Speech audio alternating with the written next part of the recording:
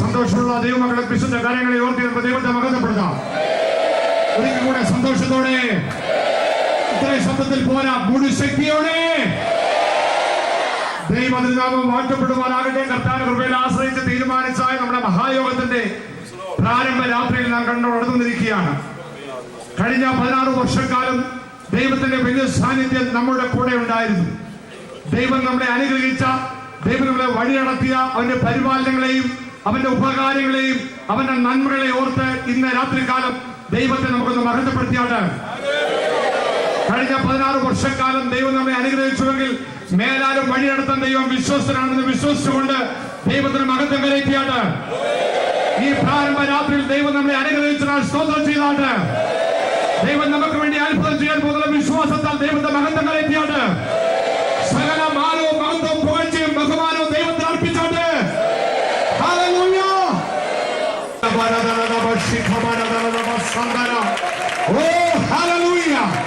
ദൈവത്തിന്റെ വലിയ സാന്നിധ്യം ഇവിടെ ഉണ്ട്. അത് ആത്മാവിന്റെ ശരീരത്തിൽ അനുഭവിച്ചുകൊണ്ടിരിക്കുകയാണ്. ഇളയ ആരംഭങ്ങളെ തുച്ഛീകരിക്കാത്ത ദൈവത്തിന്റെ വലിയ സാന്നിധ്യം നമ്മളോട് കൂടെ ഇരുന്നതിനാൽ ദൈവം നമ്മളെ ഇത്രത്തോളം അനുഗ്രഹിച്ചു. ഈ ബൈബിളെ ആരംഭിച്ച സമയം മുതൽ ഈ ദേശം കേന്ദ്രമാക്കിക്കൊണ്ട് കൺവെൻഷൻ ആരംഭിച്ചു. അന്ന് കൺവെൻഷന്റെ പന്തൽ ഇങ്ങനായിരുന്നു. അത്രേ ഉള്ളവരാകെ ഇരിക്കാനും ആളുകൾ. നോക്കിക്കെ, ഈ ഡോർ കണ്ടിട്ട് നമ്മൾ നോക്കിയാൽ ഈ ഡോർ കർമ്മയിൽ നൽകിയ ഡോർ അതായിരുന്നു സ്റ്റേജ്. ആ ഭാഗത്താണ് ചെറിയൊരു സ്റ്റേജ്. അവിടുന്ന് ഇങ്ങോട്ടായിരുന്നു ജനങ്ങൾ ഇരുന്നത്. ഈ ഗ്രൗണ്ടൊന്നും അത്ര ഇല്ലായിരുന്നു. ഗ്രൗണ്ടിന്റെ പകുതി പോലും ഇല്ലായിരുന്നു. ആദ്യത്തെ കൺവെൻഷന് എല്ലാം കൂടെ ഈ സ്റ്റേജിൽ ഇരിക്കുന്ന ആളുകളെ കാണത്തില്ല. ഈ സ്റ്റേജിൽ ഇരിക്കുന്ന ആളുകൾ അത്ര ആദ്യത്തെ ദിവസം കൺവെൻഷൻ ആരംഭിച്ച കാലത്ത്. സ്തോത്രം. അന്നെല്ലാം കൂടെ 250 പേര് ആ കൺവെൻഷൻ ഉണ്ടായിരുന്നെങ്കിൽ ഇന്ന് 2500 അല്ല കടന്നു വരുന്നത്. 10 മടങ്ങ് ദൈവം നമ്മെ അനുഗ്രഹിച്ചു. നമ്മുടെ ദൈവം ഇടുക്കത്തിന്റെ ഞെരുക്കത്തിന്റെ ദൈവമല്ല, വിശാലതയിലേക്ക് ദൈവം നമ്മെ വഴി നടത്തുന്ന ദൈവമാണ്. Hallelujah. Praise the Lord. Praise the Lord. Praise the Lord. ദൈവത്തെ അറിയുന്ന ജനം ഉറച്ചു നിന്ന് വീര്യം പ്രവർത്തിക്കും. Praise the Lord. നമ്മുടെ ദൈവം വീര്യം പ്രവർത്തിക്കുന്നവരാണ്. എന്നാൽ ദൈവത്തെ അറിയുന്ന ജനവും, ദൈവദാസന്മാരല്ല പറഞ്ഞേക്കുന്നത്, ദൈവത്തെ അറിയുന്ന ജനം ഉറച്ചു നിന്ന് വീര്യം പ്രവർത്തിക്കും. ദൈവത്തിന്റെ ദാസനായ നെഹമ്യാവ് പറയുക, എന്നെ പോലെ ഒരുത്തൻ ഓടിപ്പോകുമോ? ഇല്ല. പ്രതികൂലങ്ങളുണ്ട്, പ്രതിസന്ധികളുണ്ട്. അതിന്റെ മധ്യത്തിലും ഓടിപ്പോകുന്നല്ല ദൈവത്തിന്റെ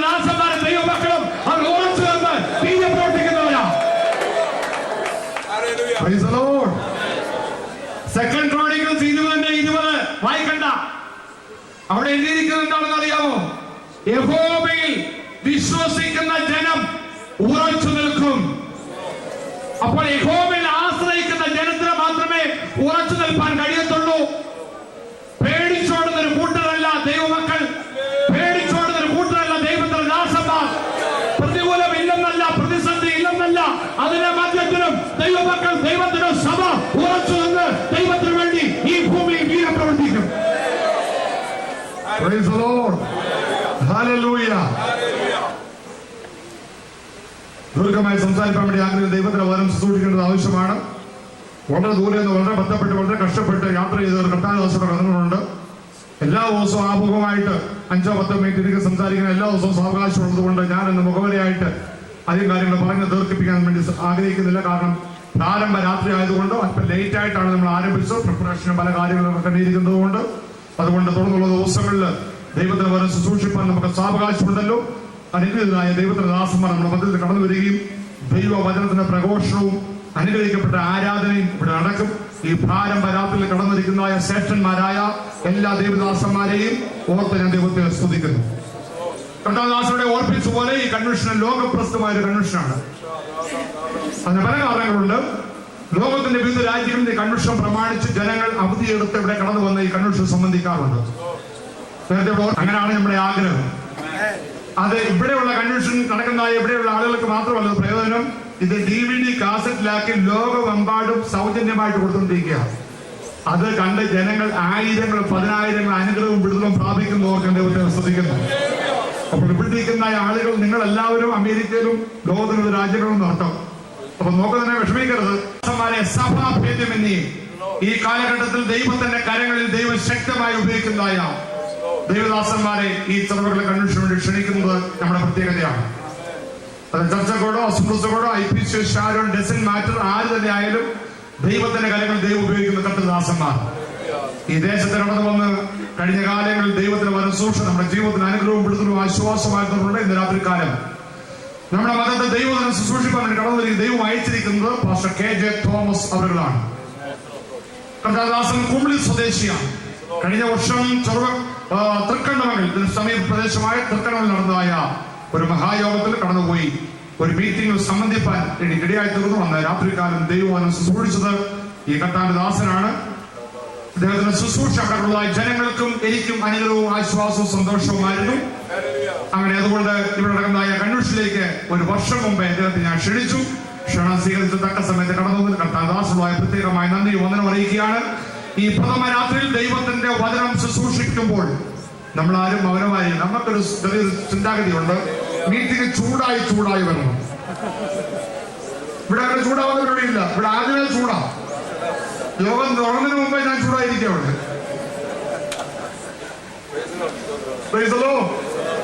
ചില സ്ഥലങ്ങളിലുണ്ട് യോഗം മൂത്ത് വരുമ്പോൾ ആള് വരുന്നത്. ഇവിടെ യോഗത്തിന്റെ ആരംഭം മുതൽ ഒരുപോലെ അസ്തുണ്ട്. അതുകൊണ്ട് ഞങ്ങൾക്കറിയാം ഈ നല്ല പ്രാസികരൊന്നുമല്ല ലാസ്റ്റ് വരുന്നത്. ഇവിടെ ആദ്യം മുതലേ നല്ല പ്രാസികരാ. അതുകൊണ്ട് ദൈവജനത്തിന് കടന്നു വരാൻ ഒരു സന്തോഷക്കുറവില്ല. സന്തോഷമുള്ള കാര്യങ്ങളെ തന്നെ ദൈവത്തെ മഹത്വപ്പെടുത്തിയാണ്. ദൈവത്തെ മഹത്വപ്പെടുത്തിയാണ്. ഒരു വ്യക്തിയല്ല, ഒരു പ്രസ്ഥാനത്തെയല്ല. ഓ ഹല്ലേലൂയ, രാജാവ് കർത്താവിനെ മഹത്വപ്പെടുത്തിയാണ്. ഓ ദൈവത്തിന്റെ സ്വാധീനം ഇവിടെ ഉണ്ടല്ലോ. ദൈവത്തെ മനസ്സ് സൂക്ഷിക്കുമ്പോൾ നമ്മൾ ആരും ശാന്തമായി മൗനമായി ഇരിക്കാതെ ദൈവത്തെ മഹത്വപ്പെടുത്തിക്കൊണ്ടിരിക്കണം. Celebrating the word of God. ദൈവത്തിന്റെ വചനത്തിന്റെ കേൾവിയുടെ മുമ്പിൽ നമ്മൾ സെലിബ്രേറ്റ് ചെയ്യുകയാണ്, ആഘോഷിക്കുകയാണ്.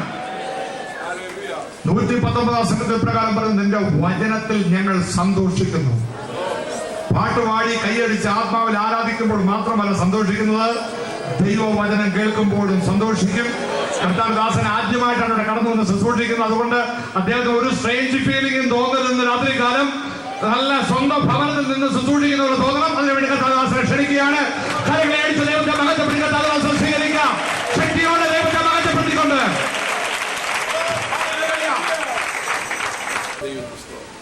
ദൈവനാമം വാഴ്ത്തപ്പെടുമാറാകട്ടെ. അനുഗ്രഹീതമായ ഈ നല്ല രാത്രിക്കായി ഞാൻ ദൈവത്തിന് സ്തോത്രം ചെയ്യുന്നു.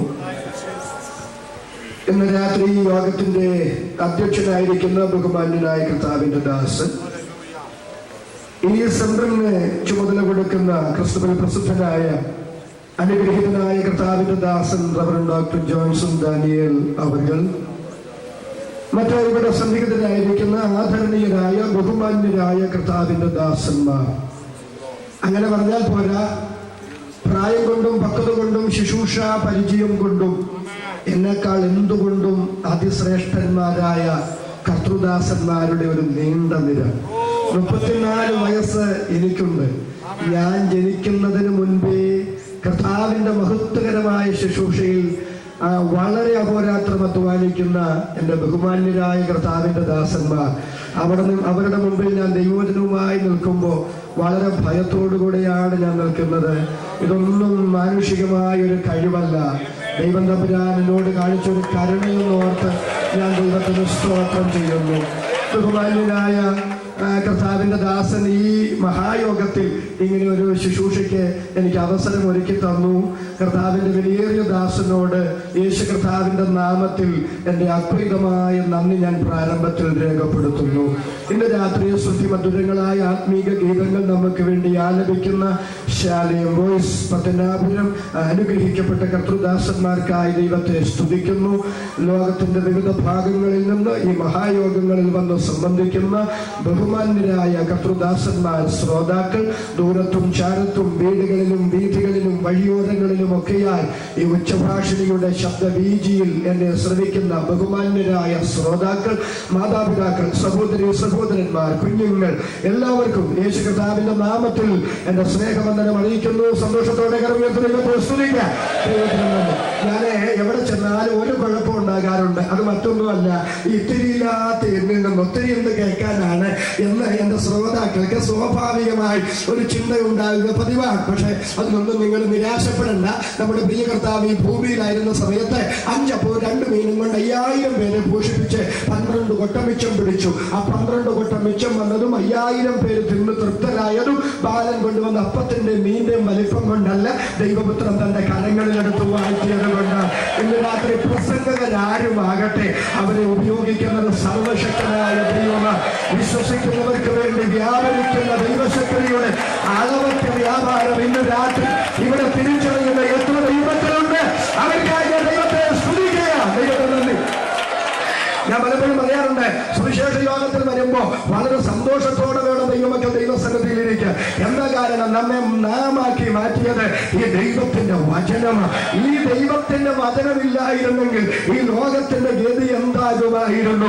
അന്ധകാര ഭൂഖണ്ഡം എന്നറിയപ്പെടുന്ന ആഫ്രിക്കയുടെ അന്തർഭാഗങ്ങളിൽ പ്രവേശിച്ച് അവിടെയുള്ള കിരാതന്മാരും മനുഷ്യഭോജികളും സംസ്കാര ശൂന്യരുമായിരുന്ന ആഫ്രിക്കൻ ജനതയെ സംസ്കാര സമ്പന്നതയിലേക്കും നരസ്നേഹത്തിലേക്കും ദൈവസ്നേഹത്തിലേക്കും കരം പിടിച്ചാനയിച്ചത് ഇരുണ്ട ലോകത്തിലെ വെള്ളി വെളിച്ചമെന്ന് അപരനാമത്തിൽ അറിയപ്പെടുന്ന ഈ സുവിശേഷമാണ്.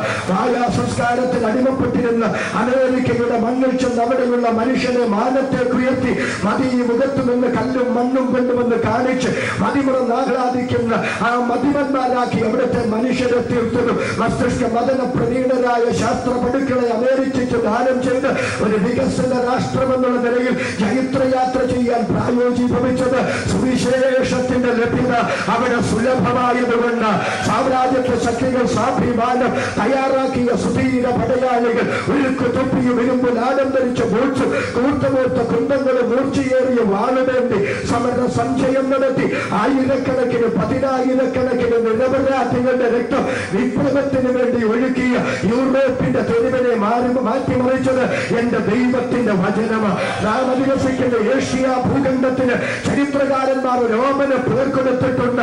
അത് പാവപ്പെട്ടവന്റെ കുടിയെടുപ്പ് മേഖലയെന്ന്.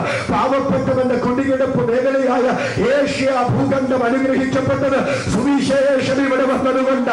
ഇന്ത്യ മഹാരാജ്യത്തിന് ഇത്ര അഭിവൃദ്ധി ഉണ്ടായത് യേശുവിന്റെ വചനം ഇവിടെ വന്നതുകൊണ്ട്.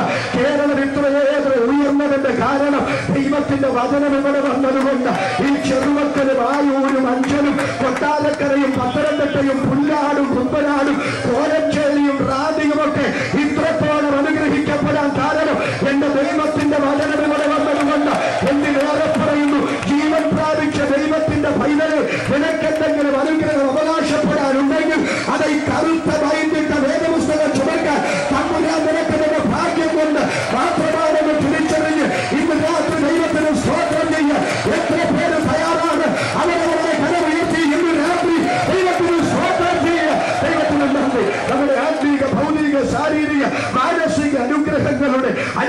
അടിസ്ഥാനശിലയായ തമ്പുരാന്റെ വചനങ്ങൾക്ക് ഇന്ന് രാത്രി ദൈവം നമുക്ക് കൃപ തന്നല്ലോ.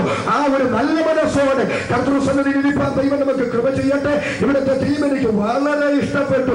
വന്നപ്പോഴാണ് ഞാൻ കണ്ടതെങ്കിലും ദൈവത്തെ അറിയുന്ന ജനം ഉറച്ചു നിന്ന് വീര്യം പ്രവർത്തിക്കും. സ്വാതന്ത്ര്യം. ഇന്ന് രാത്രി ഞാൻ എന്റെ മെസ്സേജ് അങ്ങ് ഭേദഗതി ചെയ്തു. ഇവിടെ വന്നപ്പോ ഇന്ന് രാത്രി ഞാൻ എന്റെ യേശുവിനെ നിങ്ങൾക്കൊന്ന് പരിചയപ്പെടുത്തുകയാണ്. നമ്മുടെ ദൈവം ആരെന്ന് ഇന്ന് രാത്രി ഒന്ന് തിരിച്ചറിഞ്ഞ് ഈ സുവിശേഷ യോഗം കഴിയുമ്പോൾ ആത്മാവിൽ ചൈതന്യമുള്ളവരാൽ അന്ധകാര ദുഷ്ടശക്തികളോട് പടവെട്ടാൻ കരുത്തുണ്ട് ഒരു കൂട്ടം പടയാളികളാൽ ഈ യോഗം കഴിഞ്ഞ് കടന്നുപോകെ എന്റെ മാന്യ ശ്രോതാക്കളുടെ കൃപ ചെയ്യട്ടെ. എത്ര പേരത് വിശ്വസിക്കുന്നു അവർക്കായി ദൈവത്തെ സ്തുതിക്കുക. ദൈവത്തിന് സ്തോത്രം. വായിക്കാം. വെളിപ്പാട് പുസ്തകം 1-ാം അധ്യായം 1-ാമത്തെ വാക്യം. വെളിപ്പാട് പുസ്തകം 1-ാം അധ്യായം 1-ാമത്തെ വാക്യം. യേശുക്രിസ്തുവിന്റെ വെളിപ്പാട് വേഗത്തിൽ സംഭവിക്കാനുള്ളത്. യേശുക്രിസ്തുവിന്റെ വെളിപ്പാട്. പരിശുദ്ധ ദൈവമേ, ഞങ്ങളുടെ സ്വർഗ്ഗസ്ഥ പിതാവേ, അനുഗ്രഹീതമായ രാത്രിക്കായി നന്ദി. ഈ സുവിശേഷ യോഗത്തിന്റെ പ്രഥമ രാത്രി ഞങ്ങൾക്ക് അങ്ങയുടെ സന്നിധിയോട് അടുത്ത് വരുവാൻ ഇടവരുത്തിയത് കൊണ്ട് നന്ദി. ഈ യോഗങ്ങൾക്ക് വിരോധമായി ഒത്തിരി തടസ്സങ്ങൾ ഉണ്ടായിരുന്നിട്ടും ഇത് ദൈവത്തിന്റെ തിരുഹിതമായിരുന്നത് കൊണ്ട് അനുകൂല സാഹചര്യങ്ങൾ ദൈവം ഞങ്ങൾക്ക് ഒരുക്കി തന്ന് ആയുസ് തന്ന് ആരോഗ്യം തന്ന് അവസരങ്ങൾ തന്ന് ഞങ്ങളെ കൂട്ടിക്കൊണ്ട് വന്നതുകൊണ്ട് നന്ദി. വചനത്തിന്റെ വാതിലുകൾ ഇന്ന് രാത്രി ദൈവാത്മാവ് ഞങ്ങൾക്ക് വേണ്ടി തുറക്കണമേ. ഞങ്ങൾക്കറിയാം എവിടെയൊക്കെ അങ്ങയുടെ വചനം പ്രസംഗിക്കുന്നു അവിടെയെല്ലാം അസൂയയോടെ അതിനെതിരെ നിൽക്കുന്ന ഇരുളിന്റെ ശക്തികളുണ്ട്. നന്മയ്ക്കെതിരെ നിൽക്കുന്ന തിന്മയുടെ ശക്തികൾ, വെളിച്ചത്തിനെതിരെ വ്യാപരിക്കുന്ന ഇരുളിന്റെ അധികാരങ്ങൾ, സത്യത്തിനെതിരെ വ്യാപരിക്കുന്ന അസത്യത്തിന്റെ പോർമണ്ഡലങ്ങൾ ഇന്ന് രാത്രി യേശുവിന്റെ നാമത്തിൽ വീണ്ടുമാറുവാൻ ഞങ്ങൾ കൽപ്പിക്കുന്നു. യേശു കർത്താവിന്റെ നാമത്തിന്റെ ശക്തി, വചനത്തിന്റെ അധികാരം ഇന്ന് രാത്രി എന്റെ ദൈവം ഇതിനകത്ത് വെളിപ്പെടുത്തുന്നതിനാൽ ഞങ്ങൾ ദൈവത്തെ സ്തുതിക്കുക. മുഴുവൻ മഹത്വം അങ്ങേ കൽപ്പിക്കുന്നു യേശുവിൻ നാമത്തിൽ തന്നെ. ആമേൻ. ആമേൻ. ഒരിക്കൽ കൂടി ദൈവത്തെ സ്തുതിക്കുക. യേശുക്രിസ്തുവിന്റെ വെളിപ്പാട്. വെളിപ്പാട് പുസ്തകത്തിൽ ഒരു ചെറിയ മുഖമുര പറഞ്ഞ് ഞാൻ ആ ഭാഗത്തേക്ക് കടന്നു വരാം. ആ ദൈവത്തിന് സ്തോത്രം. നമ്മുടെ കർത്താവായ യേശുക്രിസ്തു മർക്കോസിന്റെ മാളിക മുറിയിൽ തന്റെ ആത്മാവിനെ പകർന്നുകൊണ്ട് പ്രോദ്ഘാടനം ചെയ്ത ക്രൈസ്തവ മഹാപ്രസ്ഥാനം ആരംഭ നാളുകളിൽ പിച്ചവെച്ച് നടന്ന് കയറിയത് അനുകൂല സാഹചര്യങ്ങളിലല്ല. അന്ധകാര ദുഷ്ടശക്തികൾ അതിന്റെ വളർച്ചയ്ക്ക് വിരോധമായി എന്തെല്ലാം തടസ്സങ്ങൾ സൃഷ്ടിക്കാൻ കഴിയുമോ അത് മുഴുവൻ സൃഷ്ടിച്ചു. പക്ഷെ അവനുണ്ടാക്കിയ സകല തടസ്സങ്ങളുടെയും മതിലുകളെ തകർത്തുകൊണ്ട് ദൈവത്തിന്റെ സഭ അനുസ്യൂതം ഇവിടെ പടർന്നു പന്തലിച്ചു. അതിൽ അസൂയ പൂണ്ട അന്ധകാരത്തിന്റെ ശക്തികൾ ആ യഹൂദേതര മതങ്ങളെയും റോമൻ ചക്രവർത്തിമാരെയും അവരുടെ ആയുധങ്ങളായി ഉപയോഗിച്ച് ക്രൈസ്തവ മാർഗത്തിന് അറുതി വരുത്താൻ ആവോളം അധ്വാനിച്ചു. ദൈവത്തിന് സ്തോത്രം. അതിന്റെ പല കാരണങ്ങളുണ്ട്. അതിലൊരു കാരണമാണ് അന്ന് റോമൻ ചക്രവർത്തിമാർ അറിയപ്പെട്ട പേരാണ് കൈസർ. കൈസർ എന്ന പദം കുരിയോസ് എന്ന ധാതുവിൽ നിന്ന് വന്നത്. കുരിയോസ് എന്ന പദത്തിന്റെ അർത്ഥം ഇതാണ്, Kaiser or Lord or God എന്ന ലോർഡ് ഓർ ഗോഡ്, ദൈവം അതായത് കർത്താവ്. റോമൻ ചക്രവർത്തിമാരുടെ അന്നത്തെ രാജകീയ പ്രഖ്യാപനങ്ങൾ ഇങ്ങനെയാണ് ആരംഭിക്കുന്നത്. അവർ ലോർഡ് ആൻഡ് ഗോഡ്സ്. ഇന്ന ചക്രവർത്തിയുടെ കൽപ്പന നമ്മുടെ ദൈവവും നമ്മുടെ കർത്താവുമായ ചക്രവർത്തി ഇപ്രകാരം അരുളി ചെയ്യുന്നു. റോമൻ സാമ്രാജ്യത്തെ ഏതൊരു പ്രജയും ചക്രവർത്തിയെ അഭിസംബോധന ചെയ്യേണ്ടത് എന്റെ ദൈവമേ എന്റെ കർത്താവേ എന്ന് വിളിച്ചുകൊണ്ടായിരിക്കണം. അപ്പോൾ റോമൻ ചക്രവർത്തി സ്വയം ദൈവമായി, റോമൻ ചക്രവർത്തി സ്വയം കർത്താവായി. റോമൻ ചക്രവർത്തിയെ മാത്രമേ ദൈവമെന്ന് വിളിക്കാവൂ, കർത്താവെന്ന് വിളിക്കാവൂ എന്ന് റോമൻ സാമ്രാജ്യത്തിൽ നിലവിൽ വന്നു. ആ സാമൂഹിക പശ്ചാത്തലത്തിൽ കർത്താവിന്റെ ദാസനായ പൗലോസ് ദൈവസഭയ്ക്ക് എഴുതി. എന്താണ് എഴുതിയത്? വളരെ വേഗത്തിൽ വായിച്ചു വിട്ടോളൂ. 1 Corinthians ലേഖനം 8-ാം അധ്യായം 5-6 വാക്യങ്ങൾ പ്ലീസ്, വളരെ വേഗത്തിൽ. എന്നാൽ ആകാശത്തിലോ ഭൂമിയിലോ ദേവന്മാരെന്ന് പേരുള്ളവർ ഉണ്ടെന്ന് വരികിലും പിതാവായ ഏകദൈവമേ നമുക്കുള്ളൂ. അവൻ സകലത്തിനും കാരണഭൂതനും നാം അവനായി ജീവിക്കേണ്ടതുമാകുന്നു. യേശുക്രിസ്തു എന്ന ഏക കർത്താവും നമുക്കുണ്ട്. നിങ്ങൾ വളരെ ശ്രദ്ധിച്ചു കേൾക്കുക. ആകാശത്തിന്റെ കീഴിൽ ദേവന്മാരെന്ന് പേരുള്ള അനേകരുണ്ടെങ്കിലും ഒരൊറ്റ ദൈവമേ നമുക്കുള്ളൂ. അത് പിതാവായ ഏക ദൈവമാണ്. ഒരൊറ്റ കർത്താവേ നമുക്കുള്ളൂ. അതേ യേശുക്രിസ്തു എന്ന ഏക കർത്താവാണ്. അത് പൗലോസ് എഴുതാനുള്ള പശ്ചാത്തലം ഇതാണ്. റോമൻ സാമ്രാജ്യം പറയുന്നു കൈസറാണ് കർത്താവ്, കൈസറാണ് ദൈവം, കൈസറെ മാത്രമേ കർത്താവ് എന്ന് വിളിക്കാവൂ, കൈസറെ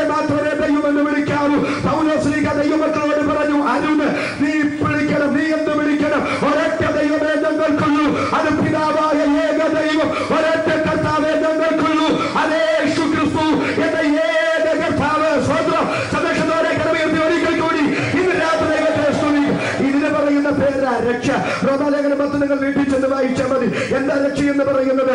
യേശു ദൈവമെന്ന് ഹൃദയം കൊണ്ട് വിശ്വസിക്കണം. വിശ്വസിച്ചിട്ട് വീട്ടിൽ പോരാ, വാ കൊണ്ട് ഏറ്റുപറയണം. അപ്പൊ എന്താ രക്ഷയെന്ന് പറയുന്നത്?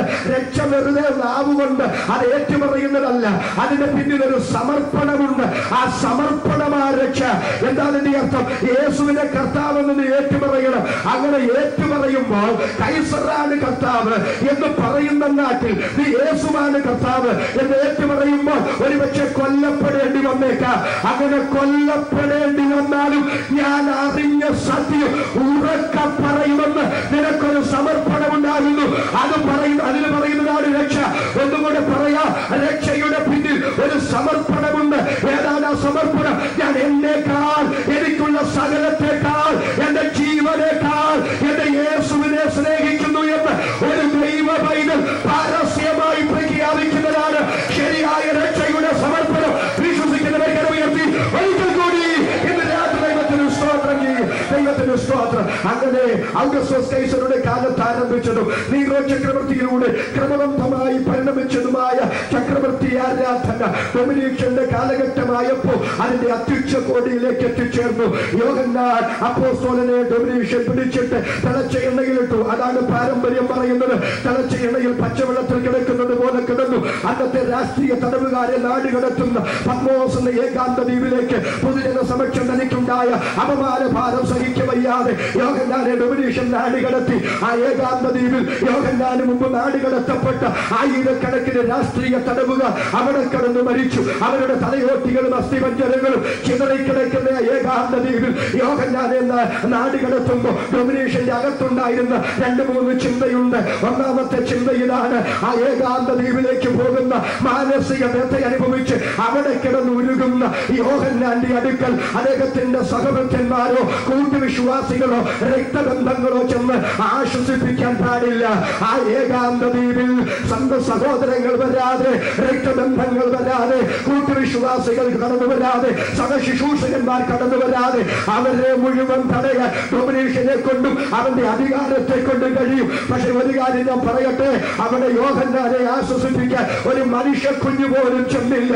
എന്നാൽ അവനെ ശുശ്രൂഷയ്ക്ക് വിളിച്ച എന്റെ ദൈവം സ്വർഗം ചായിച്ച് അവന്റെ അടുക്കൽ ഇറങ്ങി വന്നു. ഇന്ന് രാത്രി ഞാൻ വിളിച്ചു പറയട്ടെ, ഡൊമിനിഷ്യ, കർത്താവിന്റെ ദാസന്റെ പ്രതിസന്ധിയുടെ നടുവിൽ മാനുഷിക കരത്തിന്റെ സഹായത്തെ തടയാൻ നിന്നെ കൊണ്ട് കഴിയും. പക്ഷെ സ്വർഗം തന്റെ ദാസന് വേണ്ടി കാലം ചലിപ്പിച്ച അതിനെ തടയാൻ ഇവിടെ ഒരു അധികാരമില്ല. എത്ര പേരിന്ന് രാത്രി വിശ്വസിക്കുന്നു? അവർക്കായി ദൈവത്തിന് സ്തോത്രം ചെയ്യുന്നു. നിന്റെ പ്രതിസന്ധിയുടെ നടുവിൽ, നിന്റെ വേദനയുടെ നടുവിൽ, നിന്റെ കഷ്ടതയുടെ നടുവിൽ മുഴുവൻ ലോകവും മാറി നിൽക്കട്ടെ. എല്ലാവരും നിന്നെ ഒറ്റപ്പെടുത്തട്ടെ. എന്നാൽ പ്രതിസന്ധിയുടെ നടുവിൽ ഇറങ്ങി വന്ന് മഹാവീരനെ പോലെ അത്ഭുതം ചെയ്യുന്ന ഒരു ദൈവമുണ്ട്. എത്ര പേരത് വിശ്വസിക്കുന്നു? വിശ്വസിക്കുന്നവർക്കായി ഞാൻ ദൈവത്തെ സ്തുതിക്കുക. പരിശുദ്ധയാത്മാവ് ഇന്ന് രാത്രി ശക്തമായി എന്നോട് ദൂതനെ വിടുകയാ. 276 പേരുമായി ഒരു കപ്പൽ റോമിലേക്ക് കടന്നു പോകുന്നു. വീശിയടിക്കുന്ന കാറ്റ്, തള്ളിക്കയറുന്ന തിര, മുങ്ങിക്കൊണ്ടിരിക്കുന്ന കപ്പൽ, അലറിക്കരയുന്ന 275 പേർ. 14 പകലായി അവർ സൂര്യനെ കണ്ടിട്ടില്ല. 14 രാത്രിയായി ചന്ദ്രനെ, നക്ഷത്രങ്ങളെ കണ്ടിട്ടില്ല. എല്ലാവരും പ്രാണഭയത്തിൽ അലറി വിളിക്കുമ്പോൾ പൗലോസ്ലീഹ പറയുന്നു, എന്റെ ഉദയവനും ഞാൻ സേവിച്ചു നിൽക്കുന്നവരുമായ ദൈവം കഴിഞ്ഞ രാത്രി എന്റെ അടുക്കൽ ഇറങ്ങി വന്നു. തള്ളിക്കയറുന്ന തിരയുടെ നടുവിൽ, വീശിയടിക്കുന്ന കാറ്റിന്റെ നടുവിൽ സകല പ്രതീക്ഷയും അസ്തമിച്ചു എന്ന് ചിന്തിക്കുന്ന ആ നിർണായക ഘട്ടത്തിൽ നിന്റെ അടുക്കൽ ഇറങ്ങി വരുന്ന ഒരു ദൈവം, നിന്നെ വിടുവിക്കുന്ന ഒരു ദൈവം, നിന്നെ ഉദ്ധരിക്കുന്ന ഒരു ദൈവം. എത്ര പേര് വിശ്വസിക്കുന്നു? അവർക്കായി രാത്രി ഞാൻ ദൈവത്തെ സ്തുതിക്കുക. ദൈവത്തിന് നന്ദിയോടെ സ്തോത്രം, ദൈവത്തിന് സ്തോത്രം. യഹൂദന്മാരെ പേടിച്ച് തന്റെ ശിഷ്യന്മാര് ആ വാതിൽ അടച്ചിരിക്കെ അവരുടെ പ്രതിസന്ധിയുടെ നടുവിൽ വാതില് തുറന്നില്ല കേട്ടോ, ജനല് പൊളിച്ചില്ല കേട്ടോ. വാതില് തുറക്കാതെ, ജനല് പൊളിക്കാതെ അവരുടെ അടുക്കൽ, അവരുടെ നടുവിൽ എന്റെ രക്ഷകൻ ഇറങ്ങി വന്നു. അവരോട് പറയുന്നു, നിങ്ങൾക്ക് സമാധാനം, ഭയപ്പെടേണ്ട. ഇന്ന് രാത്രി മുഴുവൻ സാഹചര്യവും ശത്രു കൊട്ടി അടയ്ക്കട്ടെ. അതിന്റെ നടുവിലും ഇന്ന് രാത്രി നിനക്ക് വേണ്ടി ഇറങ്ങി വന്നൊരു അത്ഭുതം ചെയ്യാൻ എന്റെ ദൈവം വിശ്വസനെന്ന് എത്ര പേര് വിശ്വസിക്കുന്നു? അവർക്കായി ഇന്ന് രാത്രി ഞാൻ ദൈവത്തെ സ്തുതിക്കുക. ഒരിക്കൽ കൂടി ഇന്ന് രാത്രി ദൈവത്തെ സ്തുതിക്കുക. പരിശുദ്ധയാത്മാവ് ഇന്ന് രാത്രി ശക്തമായി ചില വ്യക്തികൾ വഴികളെ ആത്മാവിൽ വിവേചിക്കുക. ദൈവത്തിന് നന്ദി. ആ യോഹന്നാനെ പത്മോസിന്റെ ഏകാന്ത ദ്വീപിലേക്ക് നാടുകടത്തിയപ്പോ ഡൊമിനേഷന്റെ അകത്തുണ്ടായിരുന്ന ആ രണ്ടാമത്തെ ചിന്ത, ഇനി യോഹന്നാൻ ഒരിക്കലും മടങ്ങി വരരുത് എന്നുള്ള ചിന്തയാ. ഡൊമിനേഷന്റെ ചിന്ത നടക്കും. അതിന്റെ തെളിവാണ് അവിടെ കിടക്കുന്ന അസ്ഥിപഞ്ജരങ്ങളും തലയോട്ടികളും. ഡൊമിനേഷൻ മുമ്പ് നാട് കടത്തിയ ഒരൊറ്റ വ്യക്തി പോലും ആ പത്മോസിൽ നിന്നും മടങ്ങി വന്നിട്ടില്ല. എന്നാൽ പത്മോസിൽ നിന്നും മടങ്ങി വന്ന ഒരേ ഒരാൾ അത് അപ്പോസ്തലനായ യോഹന്നാന. ഇന്ന് രാത്രി എത്ര പേര് വിശ്വസിക്കുന്നു? ദൈവാത്മാവിനോട് ഇങ്ങനെ ഒരു ദൂത് വിളിച്ചു പറയുന്നു. യിരെമ്യാവിനെ ശത്രുക്കൾ പിടിച്ചു, എന്നിട്ടൊരു പൊട്ടക്കുഴിയിലിട്ടു. രാജാവിൽ അറിഞ്ഞു. ആ പൊട്ടക്കുഴിയിൽ കിടന്ന് പട്ടിണി കിടന്നവൻ മരിക്കണമെന്നായിരുന്നു ഇട്ടവരുടെ ചിന്ത. എന്നാൽ രാജാവ് ആളയച്ചു. അവര് ചെന്നിട്ട് ആ പൊട്ടക്കിഴിയുടെ അരികത്ത് ചെന്നിട്ട് ആദ്യം എന്താ ചെയ്തെന്നറിയാമോ? പഴം തുണി ഇട്ടുകൊടുത്തു, പുറകെ കയറിട്ട് കൊടുത്തു. അതിന്റെ കാരണം എന്താ? പച്ച ശരീരത്ത് കയറ് കെട്ടി ആ കയറ് മുകളിലേക്ക് വലിച്ചാൽ ആ കയറ് ശരീരത്ത് മുറുകി യിരെമ്യാവിന്റെ ശരീരം മുറിയും, രക്തം പൊടിയും, വേദനയുണ്ടാകും. പക്ഷെ എന്താ ചെയ്തെന്നറിയാമോ? ആദ്യം പഴം തുണി ഇട്ടുകൊടുത്തു. ആ പഴം തുണി ശരീരത്ത് വെച്ചിട്ട് അതിന്റെ മുകളിൽ കയറ് കെട്ടി ആ കയറ് മുകളിലേക്ക് വലിക്കുമ്പോ എന്താ ഗുണം? ഒരു പോറലുണ്ടാകാതെ, ഒരു തുള്ളി രക്തം പൊടിയാതെ, വേദന ഉണ്ടാക്കാതെ യിരെമ്യാവിനെ സ്മൂത്തായി മുകളിൽ കയറ്റാം. എന്താ ഇന്ന് രാത്രി ദൈവാത്മാവിന് പറയാനുള്ള ദൂത്? ഇനി ഒരു കാലത്തും നീ പുറത്തു വരരുതെന്ന് പറഞ്ഞ് ശത്രു നിന്നെ ആക്കിയിരിക്കുന്ന ആ മണ്ഡലത്തിൽ നിന്ന് ആത്മാവിന് രാത്രി ശക്തമായി ഇടപെടുന്നു. ഒരു പോറല് പോലും ഉണ്ടാകാതെ തന്നെ അത്ഭുതകരമായി പുറത്തു കൊണ്ടുവരാൻ എന്റെ ദൈവത്തിന് പദ്ധതിയുണ്ടെന്ന് ഇന്ന് രാത്രി ആത്മാവ് ഇടപെടുന്നു. വിശ്വസിക്കുന്നവർ കരമടിച്ച് ഇന്ന് രാത്രി ദൈവത്തെ ആരാധിച്ചു വരിക. പരിശുദ്ധ ആത്മാവിന്റെ രാത്രി അതിശക്തമായ ആത്മാവിന്റെ ദൂത് പറയുന്നു. ഏറ്റെടുക്കുന്നു. അവർക്കായി ദൈവത്തെ സ്തുതിക്കുന്നു. നിന്റെ തകർച്ചയിലേക്ക്, നിന്റെ ശുശ്രൂഷയുടെ തകർച്ചയിലേക്ക് നിന്നെ തകർക്കാൻ ശ്രമിക്കുന്ന അന്ധകാര മണ്ഡലങ്ങളുടെ നടുവിൽ ശത്രുദാസന്മാരെ ദൈവാത്മാവിന്റെ രാത്രി ശക്തമായ ആലോചന പറയുന്നു. നിന്റെ തകർച്ച കാണുവാൻ നിനക്കൊരു മടങ്ങി വരവില്ലാതെ പരാജയപ്പെട്ട് നീ നിൽക്കുന്നത് കാണാൻ ശത്രു ഇന്ന് രാത്രി പദ്ധതി തയ്യാറാക്കുമ്പോൾ ആത്മാവ് വിളിച്ചു പറയുന്നു. ഒരു പോരല് പോലും ഉണ്ടാകാതെ നിന്നെ അത്ഭുതകരമായി അതിൽ നിന്ന് പുറത്തെടുക്കാൻ എന്റെ ദൈവത്തിന് പദ്ധതിയുണ്ടെന്ന് ഇന്ന് രാത്രി ആത്മാവ് ശക്തമായി ഇടപെടുക.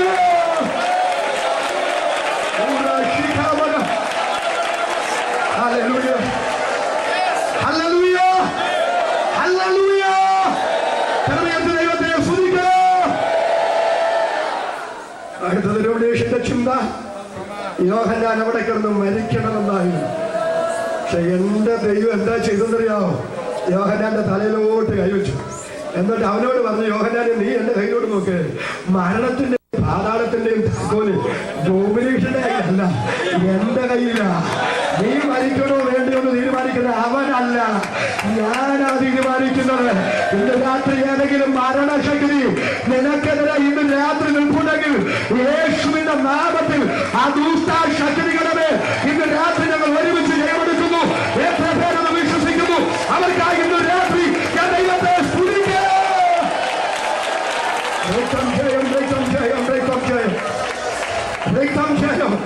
പത്മോസിന്റെ ഏകാന്ത ദ്വീപിൽ യോഹന്നാൻ യേശുവിനെ കാണുക.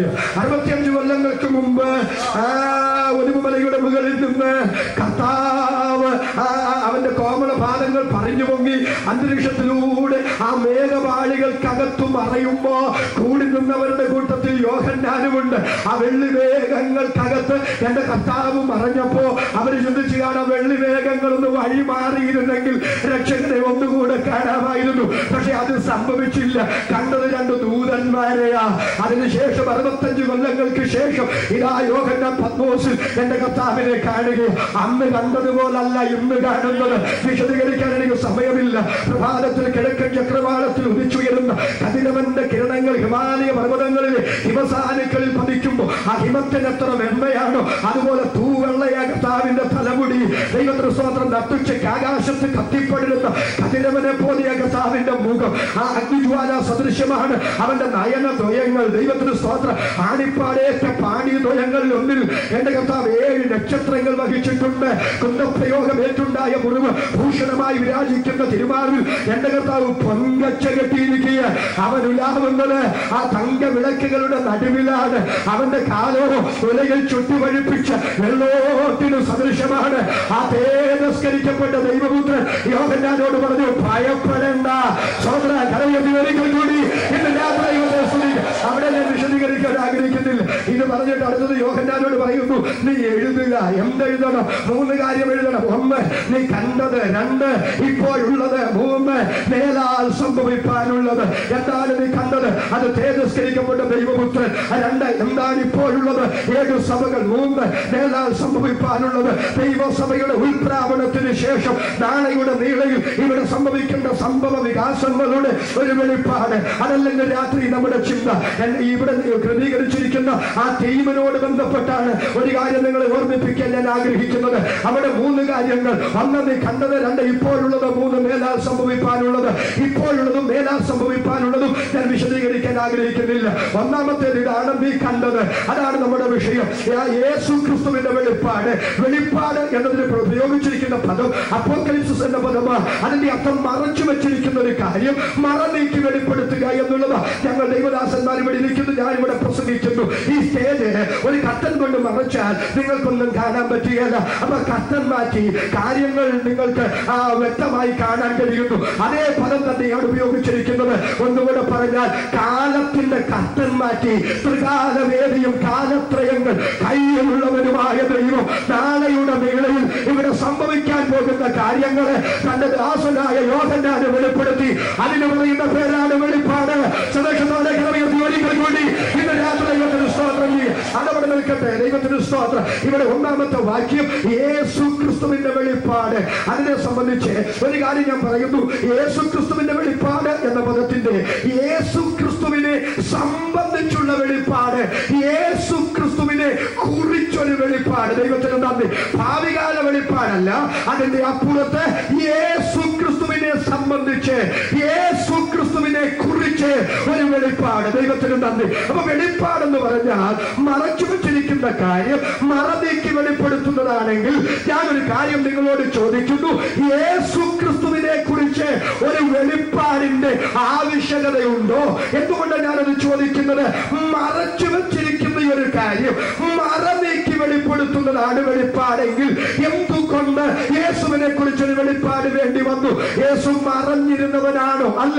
യേശുവിന്റെ ജനനം നിങ്ങളൊന്ന് നോക്കിക്കേ. നമുക്കറിയാം, ഈ ലോകത്ത് ഒരു ദരിദ്രനായ വ്യക്തികളാണെങ്കിലും ഒരു സ്ത്രീ ഡെലിവറി ചെയ്യുന്നു, പ്രസവിക്കുന്നു. ആ പ്രസവിക്കുന്ന സമയത്ത് ആ പ്രസവശേഷം ആ അമ്മയ്ക്കും കുഞ്ഞിനും ഏത് ചെറ്റക്കുടിലാണെങ്കിലും ഒരു പ്രത്യേക പ്രൈവസി ഉണ്ട്. എല്ലാവർക്കും കാണാവുന്നത് പോലെ ആ അമ്മയെയും കുഞ്ഞിനെയും ഇടില്ല. ആ കുടിലിന്റെ ഒരു മൂലയ്ക്ക് ഒരു കട്ടൻ കണ്ടെങ്കിലും മറച്ച് ആ അമ്മയ്ക്കും കുഞ്ഞിനും ഒരു സുരക്ഷിതത്വം കൊടുക്കും. അത് സാധാരണമാണ്. പക്ഷെ ഇന്ന് രാത്രി നിങ്ങൾ യേശുവിന്റെ ജനനം നോക്കൂ. ഏതോ ഒരു ഗുഹയ്ക്കകത്താണ് എന്റെ കർത്താവ് പിറന്നു വീഴ്ത്തപ്പെട്ടത്. പക്ഷെ അവനെ കിടത്തിയത് ഒരു പുൽത്തൊഴുത്തില്ല. അർത്ഥമെന്താ? ആ അമ്മയ്ക്കും കുഞ്ഞിനും ഒരു പ്രൈവസിയുമില്ല. ആർക്കു വേണമെങ്കിലും എപ്പോൾ വേണമെങ്കിലും ആ അമ്മയെയും കുഞ്ഞിനെയും വന്ന് കാണത്തക്ക നിലയിൽ എന്റെ യേശുവിന്റെ ജനനം പരസ്യമായിരുന്നു. സന്തോഷത്തോടെ കരമുയർത്തി ഒരിക്കൽ കൂടി ഇന്ന് രാത്രി ദൈവത്തെ സ്തുതിക്കും. അപ്പൊ യേശുവിന്റെ ജനനം പരസ്യം.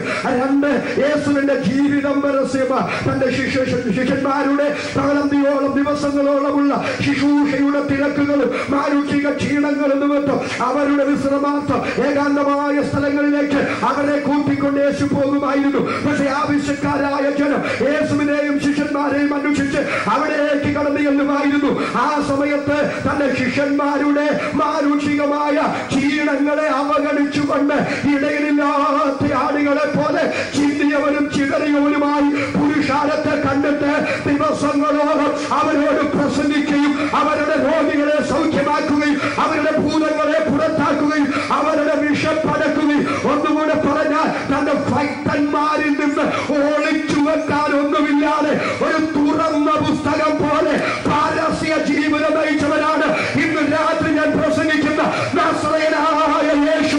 സന്തോഷത്തോടെ കരമുയർത്തി ഒരിക്കൽ കൂടി ഇന്ന് രാത്രി ദൈവത്തെ സ്തുതിക്കും. അപ്പൊ അവന്റെ ജനനം പരസ്യം. അവന്റെ ജീവിതം പരസ്യം, അടുത്തത് അവന്റെ മരണം പരസ്യം. പലരുടെയും ധാരണ ആരും കാണാത്ത ഏതോ ഒരു മലയുടെ മണ്ണിൽ യേശുവിനെ ക്രൂശിച്ചെന്നോ. അങ്ങനെയല്ല.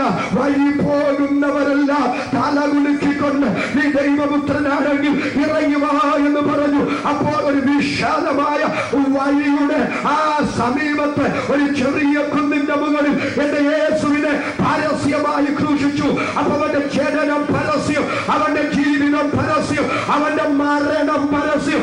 ഇത് മൂന്നും പരസ്യമെങ്കിൽ എന്തുകൊണ്ട് എന്റെ യേശുവിനെ കുറിച്ച് ഒരു വെളിപ്പാട് വേണ്ടി വന്നു? ദൈവത്തിന് സ്തോത്രം. വ്യക്തമാക്കാം എന്താ അതിന്റെ കാരണമെന്ന് ഫിലിപ്പിയർ ലേഖനം 2-ാം അധ്യായം 5 മുതൽ വ്യക്തമൊന്ന് വായിച്ചു വിട്ടോളൂ. ക്രിസ്തുവേശുവിനുള്ള ഭാവം തന്നെ നിങ്ങളിലും ഉണ്ടായിരിക്കട്ടെ. അവൻ ദൈവരൂപത്തിലിരിക്കെ ദൈവത്തോടുള്ള സമത്വം മുറുകെ പിടിച്ചു കൊള്ളണം എന്ന് വിചാരിക്കാതെ ദാസരൂപമെടുത്ത് മനുഷ്യ സാദൃശ്യത്തിലായി തന്നെത്താൻ ഒഴിച്ചു. വേഷത്തിൽ മനുഷ്യനായി വിളങ്ങി തന്നെത്താൻ താഴ്ത്തി മരണത്തോളം ക്രൂശിലെ മരണത്തോളം തന്നെ അനുസരണമുള്ളവനായി.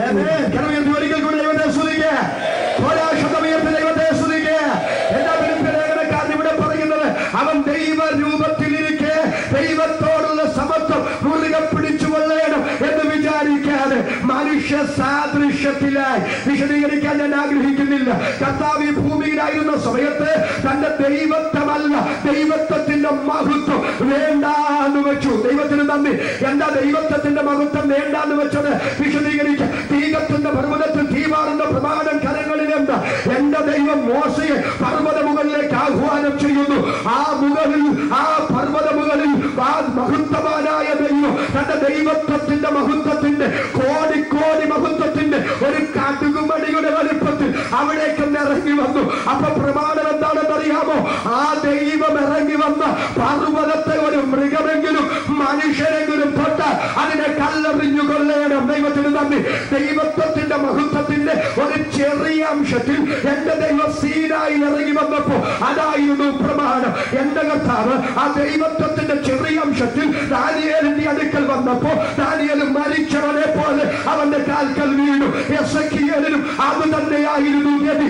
അപ്പോ എന്റെ പ്രിയ കർത്താവ് ആ ദൈവത്വത്തിന്റെ ചെറിയ ഒരംശത്തിലെങ്കിലും ഇങ്ങോട്ട് ഇറങ്ങി വന്നിരുന്നെങ്കിൽ രക്തസ്രവക്കാരിക്ക് അവന്റെ വസ്ത്രത്തിന്റെ തൊങ്ങലെ തൊട്ട് വിടുതല നേടാൻ കഴിയുമായിരുന്നു. എത്ര പേർക്ക് ഇന്ന് രാത്രി മനസ്സിലാകുന്നു? കരമുയർത്തി ഒരിക്കൽ കൂടി ഇന്ന് രാത്രി ദൈവത്തിന് സ്വന്തം ചെയ്യുക. ദൈവത്തിന് സ്വന്തം. പഴയ നിയമത്തിൽ തന്റെ മഹത്വത്തിന്റെ ചെറിയ വെളിപ്പാട് എന്റെ കർത്താവ് ഇറങ്ങി വന്നപ്പോ അവന്റെ മഹത്വത്തിന്റെ മുമ്പിൽ മനുഷ്യനെ പിടിച്ചു നിൽക്കാൻ കഴിയാതെ അവർ മരിച്ചവരെ പോലെ വീണു. അതുകൊണ്ട് തന്നെ എന്റെ പ്രിയ കർത്താവ് അവന്റെ ദൈവത്വത്തിന്റെ മുഴുവൻ മഹത്വവും വേണ്ടാന്ന് വെച്ച് മനുഷ്യ സാദൃശ്യത്തിലായി ദരിദ്രനായി ഭൂമിയിൽ പിറന്നു വീണു.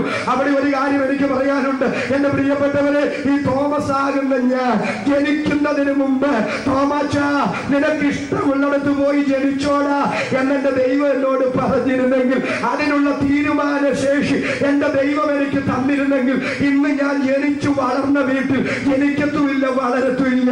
ഏതെങ്കിലും രാജാക്കന്മാരുടെ വീട്ടിൽ ഞാൻ പോയി ജനിച്ചേനെ. എന്റെ കാര്യം മാത്രമല്ല, നിങ്ങളുടെ എല്ലാവരുടെയും കാര്യം അത് തന്നെയാ. പക്ഷെ എന്റെ കർത്താവിന്റെ കാര്യം അങ്ങനെയല്ല.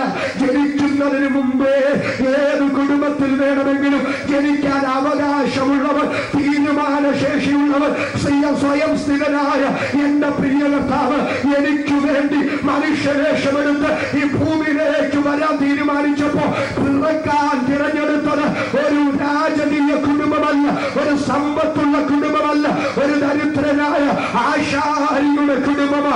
എന്തുകൊണ്ട്? അറിഞ്ഞുകൊണ്ട് അവരങ്ങനെ തിരഞ്ഞെടുത്തു. ബൈബിൾ പറയുന്നു നമ്മുടെ കർത്താവായ യേശു സമ്പന്നനായിരുന്നിട്ടും അവന്റെ ദാരിദ്ര്യത്താൽ നിങ്ങൾ സമ്പന്നരാകേണ്ടതിന് നിങ്ങൾക്ക് വേണ്ടി ദരിദ്രനായി തീർന്നിട്ടുള്ള നിങ്ങൾ മറന്നു കളയരുത്. മനസ്സിലായവർ കരമുയർത്തി ഒരിക്കൽ കൂടി ഇന്ന് രാത്രി ദൈവത്തിന്റെ സ്തോത്രം. അപ്പൊ കർത്താവ് മനുഷ്യവേഷമെടുത്ത് തന്റെ ദൈവത്വത്തിന്റെ മുഴുവൻ മഹത്വം വേണ്ടാന്ന് വെച്ച് ഈ ഭൂമിയിലേക്ക് വന്നപ്പോ കണ്ടവരെല്ലാം പറഞ്ഞു കേൾക്കണോ, ഇവൻ മറിയയുടെ മോന്. വേറെ കുറച്ച് പേര് പറഞ്ഞു യോസേപ്പിന്റെ മോന്. വേറെ കുറച്ച് പേര് പറഞ്ഞു യാക്കോബ്, യോസേ, യൂദ, യോഹൻ എന്നിവരുടെ സഹോദരന്. വേറെ കുറച്ച് പേര് പറഞ്ഞു ആശാരി പയ്യന്. വേറെ കുറച്ച് പേര് പറഞ്ഞു ഭൂതമ. വേറെ കുറച്ച് പേര് പറഞ്ഞു ഭൂതങ്ങളുടെ തലവനായ ബേൽസെബൂൽ. സ്വതന്ത്ര എന്റെ കർത്താവ് ഈ എന്നെ സ്നേഹിച്ച് ഈ എന്നെ രക്ഷിക്കാൻ എനിക്ക് വേണ്ടി ദൈവത്വത്തിന്റെ മഹത്വം മുഴുവൻ ഉപേക്ഷിച്ച് മനുഷ്യവേഷമെടുത്ത് ഈ ഭൂമിയിലേക്ക് വന്നപ്പോ അവനെ ലോകം മറിയയുടെ മോനാക്കി, അവനെ ലോകം യോസേപ്പിന്റെ മോനാക്കി, അവനെ ലോകം യാക്കോബ് യോസേ യൂദ എന്നിവരുടെ സഹോദരനാക്കി, അവനെ ലോകം ഭൂതമാക്കി, അവനെ ലോകം ഭൂതങ്ങളുടെ തലവനാക്കി. എന്നാൽ ഇതൊന്നുമല്ല, യേശു ആരാണെന്ന് ഇന്ന് രാത്രി നാം തിരിച്ചറിയണം. അതാണ് വെളിപ്പാട്. വിശ്വസിക്കുന്നവർ കരമുയർത്തി ഒരിക്കൽ കൂടി ഇന്ന് രാത്രി ദൈവത്തിന് സ്വന്തം ചെയ്യുക. ശബ്ദം ഉയർത്തി ഇന്ന് രാത്രി ലോകത്തിന് പല കമന്റ്സ് എന്റെ യേശുവിനെ കുറിച്ച് പറയാനുണ്ട്. പക്ഷെ ഇന്ന് രാത്രി അവനാരാന്ന് മനസ്സിലായ 1-2 പേരുണ്ട്. അതൊന്ന് ചിന്തിച്ച സമയമുണ്ടെങ്കിൽ ബാക്കി ഭാഗത്തേക്ക് നമുക്ക് കിടക്കാം. മത്തായി സുവിശേഷം 16-ാം അധ്യായത്തിലേക്ക് വരാം. 16-ാം അധ്യായം 13 മുതലുള്ള വാക്യങ്ങൾ ഒന്ന് വായിച്ചു വിട്ടാൽ. യേശു ഫിലിപ്പിന്റെ കൈസരുടെ പ്രദേശത്തെത്തിയ ശേഷം തന്റെ ശിഷ്യന്മാരോട് ജനങ്ങൾ മനുഷ്യപുത്രനെ ആരെന്ന് പറയുന്നു എന്ന് ചോദിച്ചു. ചിലർ യോഹന്നാൻ സ്നാപകനെന്നും മറ്റു ചിലർ ഏലിയാവെന്നും വേറെ ചിലർ ഇരമ്യാവോ പ്രവാചകന്മാർ ഒരുത്തനോ എന്നും പറയുന്നു എന്ന് അവർ പറഞ്ഞു. നിങ്ങളോ എന്നെ ആർ എന്ന് പറയുന്നു എന്ന് അവൻ ചോദിച്ചതിന് ശിമോൻ പത്രോസ്, നീ ജീവനുള്ള ദൈവത്തിന്റെ പുത്രനായ ക്രിസ്തു എന്ന് ഉത്തരം പറഞ്ഞു. യേശു അവനോട്, ബലിയോനായ ശിമോനെ, നീ ഭാഗ്യവാൻ, ജഡരക്തങ്ങളല്ല സ്വർഗസ്ഥനായ എന്റെ പിതാവത്രേ നിനക്കിത് വെളിപ്പെടുത്തിയത്. നീ പത്രോസാകുന്നു. ഈ പാറമേൽ ഞാൻ എന്റെ സഭയെ പണിയും, പാതാള ഗോപുരങ്ങൾ അതിനെ ജയിക്കുകയില്ല എന്ന് ഞാൻ നിന്നോട് പറയുന്നു.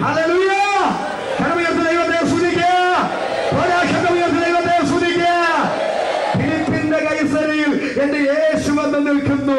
അവിടെ യേശു ശിഷ്യന്മാരോട് ചോദിക്കുന്നു, പുരുഷാരവനെ കുറിച്ച് എന്താ പറയുന്നത്?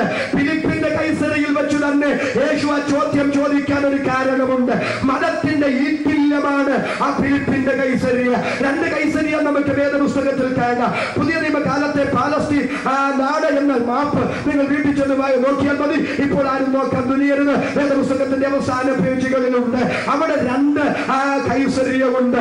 ഒന്ന് കർമ്മേൽ പർവ്വതത്തോട് ബന്ധപ്പെട്ട കൈസരിയ, 2 ഹെർമോൻ പർവ്വതത്തോട് ബന്ധപ്പെട്ട കൈസരിയ. കർമ്മേൽ പർവ്വതത്തോട് ബന്ധപ്പെട്ട കൈസരിയ അത് പണിതത് വലിയ ഹെരോദ രാജാവാണ്. അതൊരു തുറമുഖമാണ്. ആ തുറമുഖത്ത് വലിയ ഹെരോദ രാജാവ് ഒരു പട്ടണം പണിതു. ആ പട്ടണത്തിന് റോമൻ ചക്രവർത്തിയെ പ്രസാദിപ്പിക്കേണ്ടതിന് അതിന് കൈസരിയ എന്ന പേര് കൊടുത്തു. അദ്ദേഹത്തിന്റെ മകനാണ് ഹെരോദ ഫിലിപ്പ്. അദ്ദേഹം ഹെർമോൻ പർവ്വതത്തോട് ബന്ധപ്പെട്ട സ്ഥലത്ത് ഒരു കൈസരുടെ ക്ഷേത്രം പണിതു. ആ ക്ഷേത്രത്തിന്റെ അകത്ത് കൈസരുടെ വിഗ്രഹം ഉണ്ടാക്കി വെച്ചു. എന്നിട്ട് അപ്പൻ പണിത തുറമുഖ പട്ടണമായ കൈസരിയ അല്ല, ഈ കൈസരിയ എന്ന് തിരിച്ചറിയിക്കാൻ അതിന് ഫിലിപ്പിന്റെ കൈസരിയ എന്ന് പേര് കൊടുത്തു. ഒന്നുകൂടെ പറഞ്ഞാൽ, അപ്പൻ വലിയ ഹെരോദ രാജാവ് ഒരു തുറമുഖ പട്ടണം കർമ്മേൽ പർവ്വതത്തോട് ബന്ധപ്പെട്ട് പണിത് അതിന് കൈസരിയ എന്ന് പേര് കൊടുത്തു. മകൻ ഫിലിപ്പ് ഹെർമോൻ പർവ്വതത്തോട് ബന്ധപ്പെട്ട ആ സ്ഥലത്ത് മനോഹരമായൊരു ക്ഷേത്രം പണിത് കൈസരുടെ വിഗ്രഹം ഉണ്ടാക്കി വെച്ച് അതിന് കൈസരിയ എന്ന് പേര് കൊടുത്തു. അപ്പന്റെ കൈസരിയ അല്ല, എന്റെ കൈസരിയ എന്ന് തിരിച്ചറിയിക്കാൻ അതിന് ഫിലിപ്പിന്റെ കൈസരിയ എന്ന് പേര് കൊടുത്തു. ആ ഫിലിപ്പിന്റെ കൈസരി യേശു വന്ന് നിൽക്കുന്നു. അവിടെ വെച്ച് ചോദ്യം ചോദിക്കാൻ കാരണമുണ്ട്. ഇത് പണ്ട് ഗ്രീക്കുകാരുടെ കയ്യിലായിരുന്നു. അവരുടെ വിശ്വാസം അവരുടെ ദേവനായ ബാല്, ആ ബാൽ ആകാശത്തുനിന്ന് വീണപ്പോ ഇവിടെ വീണത്. അതുകൊണ്ട് ഞങ്ങളുടെ ദേവനായ ബാലിന്റെ ജന്മസ്ഥലമായി ഇതെന്ന് പറഞ്ഞ് അതിന്റെ പേര് ബാലിയാസ് എന്നായിരുന്നു. പിന്നീട് അത് സിറിയക്കാരുടെ കയ്യിൽ വന്നു. അവരുടെ 14 ക്ഷേത്രങ്ങൾ, ദേവന്മാരുടെ ക്ഷേത്രങ്ങൾ അവിടെ ഉണ്ടായിരുന്നു. അത് അവർക്ക് പുണ്യസ്ഥലമാണ്. അടുത്തത് ഇപ്പോൾ റോമാക്കാർക്ക് ആ സ്ഥലം പരമപ്രധാനമാണ്. അവരുടെ ചക്രവർത്തിയായ കൈസരുടെ ക്ഷേത്രം വിഗ്രഹം അവിടെയുണ്ട്. യഹൂദന്മാർക്കും ആ സ്ഥലം പ്രാധാന്യം അറിയിക്കുന്ന സ്ഥലമാണ്. അവരുടെ പുണ്യ നദിയായ യോർദാൻ നദി ആരംഭിക്കുന്നത് അവിടെ നിന്നാണ്. അപ്പോ ഗ്രീക്കുകാരോട് ചോദിച്ചാൽ അവര് പറയും ഇത് ഞങ്ങളുടെ ദേവനായ ബാലിന്റെ ജന്മസ്ഥലമാണ്. സിറിയക്കാരോട് ചോദിച്ചാൽ അവര് പറയും ഇത് ഞങ്ങളുടെ ദേവന്മാരുടെ ആവാസ സ്ഥലമാണ്. അടുത്തത് റോമാക്കാരോട് ചോദിച്ചാൽ അവര് പറയും ഇത് ഞങ്ങളുടെ കൈസരുടെ സ്ഥലമാണ്. ഞങ്ങളുടെ ദൈവവും കർത്താവുമായ കൈസരുടെ ക്ഷേത്രം ഇവിടെയുണ്ട്. യഹൂദന്മാരോട് ചോദിച്ചാൽ അവര് പറയും ഞങ്ങളുടെ പുണ്യ നദിയായ യോർദാൻ നദി ആരംഭിക്കുന്നത് ഇവിടെ നിന്നാണ്. അപ്പൊ മതസങ്കല്പങ്ങളുമായി കെട്ടിവിടഞ്ഞു കിടക്കുന്ന ആ നാട്ടിൽ കാലൂന്നിക്കൊണ്ട് എന്റെ യേശു ചോദിക്കുന്നു, ഈ ജനത്തിന് ഇതിൽ നിന്ന് വ്യത്യസ്തമായ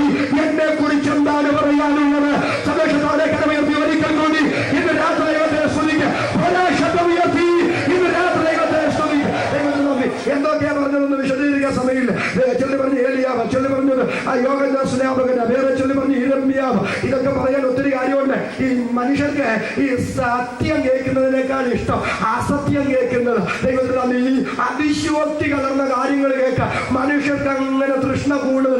സത്യം പറഞ്ഞാൽ നമ്മുടെ ആൾക്കാർ ഉറക്കും, നല്ല കൂർക്കം വലിച്ചുറക്കും. ഈ ആവശ്യമില്ലാത്ത അതിശയോക്തികളൊക്കെ പറഞ്ഞാൽ പിന്നെ എന്നിട്ട് പിന്നെ എന്തൊരു രജിവ നമുക്ക് കേൾക്കാം. ദൈവത്തിന് നന്ദി. അതുകൊണ്ടാണ് ഈ കാര്യങ്ങൾ അതിശയോക്തി കൂട്ടിക്കുഴച്ച് ഇന്ന് മനുഷ്യനെ വഞ്ചിക്കാൻ പലതും മനുഷ്യൻ ചെയ്തുകൊണ്ടിരിക്കുന്നത്. പക്ഷെ ഇന്ന് രാത്രി ഞാൻ വിളിച്ചു പറയാം, വേദപുസ്തകത്തിന്റെ അതിശയോക്തിയില്ല, ഇതിന് സത്യം മാത്രമേ പറയാനുള്ളൂ.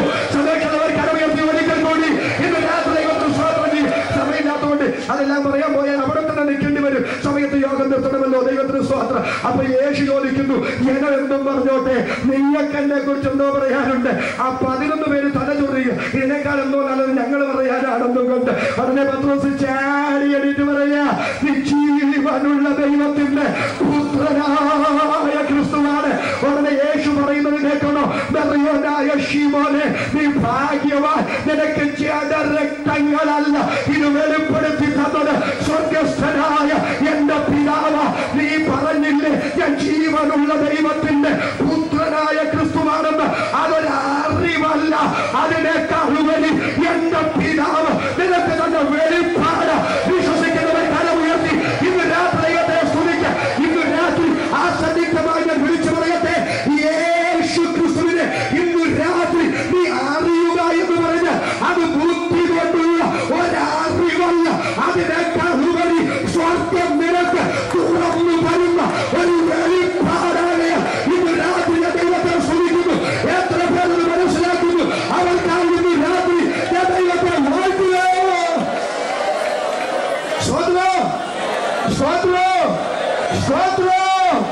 അവിടെ വെച്ച് പത്രോസിന് മനസ്സിലായി ഇവൻ ആരാന്ന്. 3 പേർക്ക് മനസ്സിലായി. 17 അധ്യായം നിങ്ങൾ വീട്ടിൽ ചെന്ന് വായിച്ചാൽ മതി. മത്തായി അവിടെ പത്രോസിനെയും യാക്കോബിനെയും യോഹന്നാനെയും മറുരൂപമലയിലേക്ക് കർത്താവ് കൂട്ടിക്കൊണ്ടുപോയി. ചെന്നപാടെ ഇവർ ഉറങ്ങി. സ്വതന്ത്രം പോയി. ഹല്ലേലൂയ. ഇങ്ങനെയുള്ള ഒത്തിരി പേരെ എനിക്കറിയാം.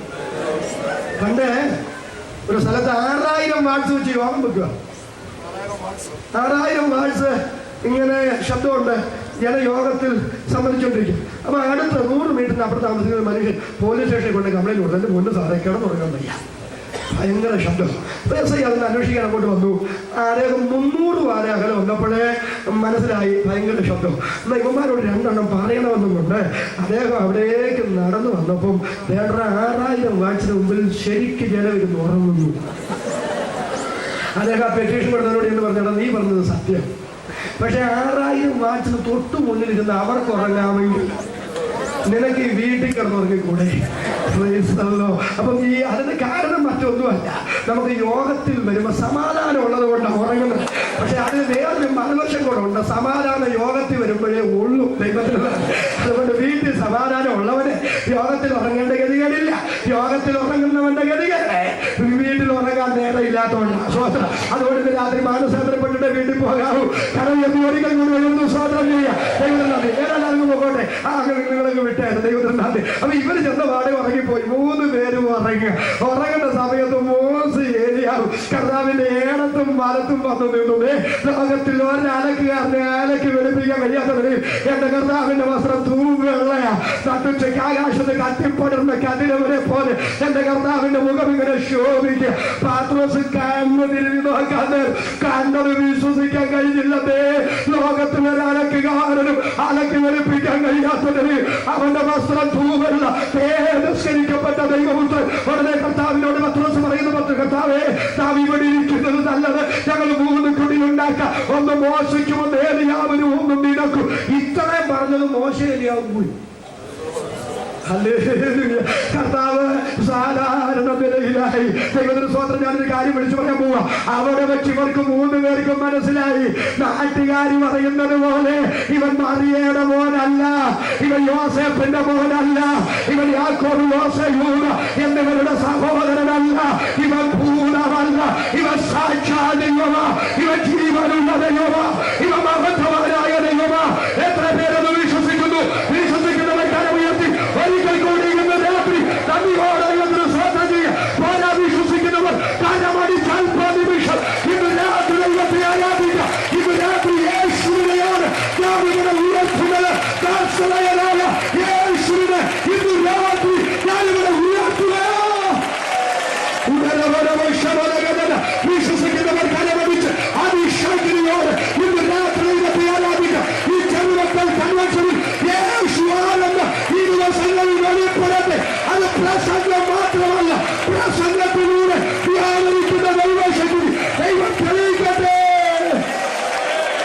Glory. Hallelujah. Hallelujah. Hallelujah. ഇതൊരു സുവിശേഷ യോഗം കൂടെ ആയതുകൊണ്ട് അവിടെ ഒരു കാര്യം കൂടെ പറഞ്ഞ് മുന്നോട്ട് പോകാം. ഇന്ന് രാത്രി ഞാൻ നിങ്ങളോട് ചോദിക്കുന്നു, യേശുവിനെ നിങ്ങൾക്ക് എങ്ങനെ അറിയാം? ചിലർ പറയുന്നത് യേശു ഒരു നല്ല മനുഷ്യനാണെന്നാണ്. എന്റെ സഹോദരങ്ങളെ, യേശുവിനെ പോലൊരു നല്ല മനുഷ്യൻ വേറെ ഇല്ല. ചുരുക്കി പറഞ്ഞ പിശാചിന് പോലും ഇന്ന ഒരു കുറവ് നിന്നിൽ പറയാൻ കഴിയാതെ പരിശുദ്ധ ജീവിതം നയിച്ച ഒരൊറ്റ വ്യക്തിത്വ വിശേഷം എന്റെ നസ്രയനായ യേശുവാകയാൽ ഇന്ന് രാത്രി ഞാൻ ദൈവത്തെ സ്തുതിക്കുന്നു. കരമുയർത്തി ഒരിക്കൽ കൂടി ഇന്ന് രാത്രി ദൈവത്തെ സ്തുതിക്കും. പക്ഷേ യേശു ഒരു നല്ല മനുഷ്യനാണെന്ന് ഇന്ന് രാത്രി നീ അറിഞ്ഞത് കൊണ്ട് നിനക്ക് ഗുണമില്ല. യേശു നല്ല മനുഷ്യനാണെന്ന് അംഗീകരിക്കുന്നവരായ എല്ലാ മനുഷ്യരും, ഭൂരിഭാഗം മനുഷ്യരും. പക്ഷെ ഇന്ന് രാത്രി ഞാൻ വിളിച്ചു പറയുന്നു, യേശു ഒരു നല്ല മനുഷ്യനാണെന്ന് ഇന്ന് രാത്രി നിനക്കറിയാം. അതുകൊണ്ട് ഇന്ന് രാത്രി നിനക്ക് രക്ഷ കിട്ടിയല്ല. എത്ര പേരത് വിശ്വസിക്കുന്നു? അവർക്കായി ഞാൻ ദൈവത്തെ സ്തുതിക്കുക. വേറെ ചിലര് പറയുന്നത് യേശു ഒരു വിപ്ലവകാരിയാണെന്ന്. അവരോട് എനിക്ക് സഹതാപമേ ഉള്ളൂ. ദൈവത്തിന് നന്ദി. എന്റെ സഹോദരങ്ങള്, എന്റെ യേശു ഒരു വിപ്ലവകാരിയല്ല. കയ്യിൽ ആയുധം എന്തുന്നവനോട് വാൾ ഉറയിലിടുക, വാളെടുക്കുന്നവൻ വാളാൽ തന്നെ അവസാനിക്കുമെന്ന് പറഞ്ഞ ചരിത്രത്തിൽ ആയുധം കരങ്ങളിൽ എന്താത്ത ഒരൊറ്റ നേതാവുണ്ടെങ്കിൽ അതിന് രാത്രി ഞാൻ പ്രസംഗിക്കുന്ന എന്റെ യേശുവാകയ ഞാൻ ദൈവത്തിന് സ്വാതന്ത്ര്യം ചെയ്യുന്നു. അതുകൊണ്ടല്ലേ സെൻഗലിലേക്ക് നാടുകടത്തപ്പെട്ട നെപ്പോളിയൻ പറഞ്ഞത്, ഞാനും അലക്സാണ്ടറും ചാർലി മൈനും ഒക്കെ ഞങ്ങളുടെ കരബലം കൊണ്ട് മസ്തിഷ്കമതന പ്രതീകത കൊണ്ട് സൈനിക ശക്തി കൊണ്ട് രാജ്യങ്ങൾ വെട്ടിപ്പിടിച്ചു, സാമ്രാജ്യങ്ങൾ സ്ഥാപിച്ചു, 10,000-കണക്കിന് മനുഷ്യരെ കൂട്ടക്കുരുതിക്ക് വിട്ടുകൊടുത്തു. പക്ഷേ 10,000-കണക്കിന് മനുഷ്യരുടെ രക്തത്താൽ ഞങ്ങൾ സമ്പാദിച്ച ഞങ്ങളുടെ സാമ്രാജ്യങ്ങളൊക്കെ തകർന്ന് തരിപ്പണമായി. പക്ഷെ യേശു സ്ഥാപിച്ച സ്നേഹത്തിന്റെ സാമ്രാജ്യം ഒരിടിവും സംഭവിക്കാതെ ഇന്നും ഇവിടെ നിലനിൽക്കുന്നു. സ്വതന്ത്ര കരമുയർത്തി ഒരിക്കൽ കൂടി ഇന്ന് രാത്രി ദൈവത്തെ സ്തുതിക്കുക. അതുകൊണ്ട് നിങ്ങൾ പറയുന്നത് പോലെ യേശു ഒരു വിപ്ലവകാരിയല്ല. പക്ഷെ ഇന്ന് രാത്രി ഞാൻ പറയാം, അവരൊരു ആത്മീക വിപ്ലവകാരിയ. ദൈവത്തിന് സ്തോത്രം. ഇന്ന് രാത്രി അന്ധകാര ദുഷ്ടാശക്തികൾ നിന്റെ ഏത് നിലയിൽ ബന്ധിച്ചിട്ടാലും അവന്റെ സകല ബന്ധനങ്ങളുടെയും കുരുക്കഴിച്ച് നിന്റെ പുറത്തു കൊണ്ടുവരുന്ന ആത്മീക വിപ്ലവകാരിയാണ് ഇന്ന് രാത്രി ഞാൻ പ്രസംഗിക്കുന്ന നസ്രയനായ യേശു. എത്ര പേരത് വിശ്വസിക്കുന്നു? വിശ്വസിക്കുന്നവർക്കായി ഞാൻ ദൈവത്തെ സ്തുതിക്കുക. ദൈവത്തിന് നന്ദി. ഇനി വേറെ ചിലര് എന്റെ യേശുവിനെ കുറിച്ച് പറയുന്നത് യേശു ഒരു മതനേതാവാണെന്ന്. സ്നേഹത്തോടെ ഞാൻ അവരോട് പറയട്ടെ, യേശു ഒരു മതനേതാവല്ല. യേശു ഒരു മതനേതാവല്ലെന്ന് മാത്രമല്ല, യേശുവിന് മതമില്ല. യേശുവിന് മതമില്ലെന്നല്ല, ദൈവത്തിന് മതമില്ല. സ്നേഹിതരെ, ദൈവത്തിനെങ്ങാനും മതം ഉണ്ടായിരുന്നെങ്കിൽ നമ്മുടെ കാര്യം ഗതികേടായി മാറിയെന്ന്. ദൈവത്തിന് നന്ദി. പിളരും തോറും വളരും, വളരും തോറും പിളരുന്ന രാഷ്ട്രീയ പാർട്ടി പോലെ എന്റെ ദൈവം തമ്പുരാനായിരുന്നെങ്കിൽ നമ്മുടെയൊക്കെ ഗതി ഉണ്ടായേനെ. അമേരിക്കക്കാരന് ഒരു ദൈവം, അതുകൊണ്ട് ആ ദൈവം തീരുമാനിക്കുന്നു. അമേരിക്കക്കാരനൊരു ആകാശം, ആഫ്രിക്കക്കാരന് മറ്റൊരു ദൈവം, ആ ദൈവം തീരുമാനിക്കുന്നു. ആഫ്രിക്കക്കാരനൊരു ആകാശം, ഇന്ത്യക്കാരനൊരു ദൈവം, ആ ദൈവം തീരുമാനിക്കുന്നു. ഇന്ത്യക്കാരനൊരു ആകാശം, അങ്ങനെ പല ആകാശമില്ലല്ലോ. അമേരിക്കനും യൂറോപ്പിനും ആസ്ട്രേലിയനും ആഫ്രിക്കനും ഇന്ത്യനും എല്ലാവർക്കും ഒരു ആകാശമാണ്. അതിന്റെ കാരണം എന്താ? ഒരൊറ്റ ദൈവമേ ഉള്ളൂ. എല്ലാവർക്കും ശ്വസിക്കാൻ ഒരു ഓക്സിജൻ. അർത്ഥം എന്താ? ഒരൊറ്റ ദൈവമേ ഉള്ളൂ. എല്ലാവർക്കും ഒരു വായു, ഒറ്റ ദൈവമേ ഉള്ളൂ. എല്ലാവർക്കും പാർക്കാൻ ഒരു ഭൂമി. കാരണം എന്താ? ഒരൊറ്റ ദൈവമേ ഉള്ളൂ. എല്ലാവർക്കും ഒരു സൂര്യൻ, എല്ലാവർക്കും ഒരു ചന്ദ്രൻ. കാരണം എന്താ? ഈ ആകാശത്തിന്റെ, ഈ ഭൂമിയുടെ, ഈ ബ്രഹ്മാണ്ഡ കടാഹത്തിന്റെ ഉടയവനായ ദൈവം ഒന്ന്. ആ ദൈവം ഒരു വനത്തിന്റെ വ്യക്താവല്ല, അവ സകലരുടെയും ദൈവമാകയാൽ ഇന്ന് രാത്രി ഞാൻ ദൈവത്തെ സ്തുതിക്കുന്നു. ആ ദൈവമാണ് യേശു. സന്തോഷത്തോടെ കരമുയർത്തി ഇന്ന് രാത്രി ദൈവത്തിന് സ്തോത്രം ചെയ്യുക. അതുകൊണ്ട് എന്റെ യേശു ഒരു നല്ല മനുഷ്യൻ മാത്രമല്ല, മതനേതാവല്ല, വിപ്ലവകാരിയല്ല. ഇങ്ങനെ ഒന്നും അറിഞ്ഞതുകൊണ്ട് യേശുവിനെ കൊണ്ട് നിനക്ക് ഗുണമില്ല. പക്ഷെ ഇന്ന് രാത്രി എന്നെ ശ്രദ്ധിക്കുന്ന ഇതുവരെ രക്ഷാനിർണയം പ്രാപിക്കാത്തവർ യേശു ആരാണെന്ന് തിരിച്ചറിയണം. എങ്ങനെ തിരിച്ചറിയണം? ഒന്ന് വായിച്ചോളൂ. റോമാലേഖനം 7-ാം 24-25. അയ്യോ, ഞാൻ അരിഷ്ട മനുഷ്യൻ, ഈ മരണത്തിന് അധീനമായ ശരീരത്തിൽ നിന്ന് എന്നെ ആർ വിടുവിക്കും? നമ്മുടെ കർത്താവായ യേശുക്രിസ്തു മുഖാന്തരം ഞാൻ ദൈവത്തിന് സ്തോത്രം ചെയ്യുന്നു. ഒന്നുകൂടെ, അതുകൊണ്ട് ഇപ്പോൾ ക്രിസ്തുവേശുള്ളവർക്ക് ഒരു ശിക്ഷാവിധിയുമില്ല. Praise God. Praise God. Praise God. കരമുയർത്തി ഒരിക്കൽ കൂടി ദൈവത്തെ സ്തുതിക്കുക. അയ്യോ, ഞാൻ അരിഷ്ട മനുഷ്യൻ, ഈ മരണത്തിന് അധീനമായ ശരീരത്തിൽ നിന്ന് എന്നെ ആർ വിടുവിക്കും? അതൊരു ചോദ്യം. ആ ചോദ്യത്തിന്റെ മറുപടി നമ്മുടെ കർത്താവായ യേശു ക്രിസ്തു മൂലം നമുക്ക് ജയം തന്ന ദൈവത്തിന് സ്തോത്രം. അതിന്റെ റിസൾട്ട് ഇപ്പോൾ ക്രിസ്തുയേശുവിനുള്ളവർക്ക് ഒരു ശിക്ഷാവിധിയുമില്ല. എത്ര പേർക്ക് മനസ്സിലായി? അവർക്കായിരുന്നു രാത്രി ഞാൻ ദൈവത്തെ സ്തുതിക്കുകയാണ്. ദൈവത്തിന് നന്ദി. മനസ്സിലാകാത്തവർക്ക് ഞാൻ മനസ്സിലാക്കി തരാം. അയ്യോ, ഞാൻ അരിഷ്ട മനുഷ്യൻ, അരിഷ്ട മനുഷ്യൻ, അരിഷ്ട മനുഷ്യൻ എന്നൊക്കെ പറയുമ്പോൾ ആരാന്ന് നമുക്ക് മനസ്സിലായിട്ടില്ല. പറയാം, റോമൻ സാമ്രാജ്യത്തിൽ പലവിധ ശിക്ഷാക്രമങ്ങളുണ്ട്. അതിക്രൂരമായ ശിക്ഷാക്രമങ്ങൾ. കണ്ണ് ചൂഴ്ന്നെടുക്കുക, നാവ് കൊണ്ടിലുകൊണ്ട് പിഴുതെടുക്കുക, പുറമുഴുചാല് പോലെ അടിച്ചു കീറുക, മരത്തെ തലകീഴായി കെട്ടിത്തൂക്കി കുറുവടി കൊണ്ട് തല്ലുക, കുതിരയുടെ വാലിന്റെ അറ്റത്ത് കെട്ടി തെരുവീതികളിലൂടെ ഓടിക്കുക. ആ മനുഷ്യന്റെ ശരീരം അവയവങ്ങൾ പല കഷ്ണങ്ങളായി മുറിഞ്ഞു മാറുക. അങ്ങനെ ഇരുമ്പ് തൂണുകളിൽ ഇരുമ്പ് ആ ചങ്ങല കൊണ്ട് കെട്ടി മെഴുകു ശീല ചുറ്റി ആ മെഴുകുതിരി കത്തിക്കുന്നത് പോലെ കത്തിക്കുക.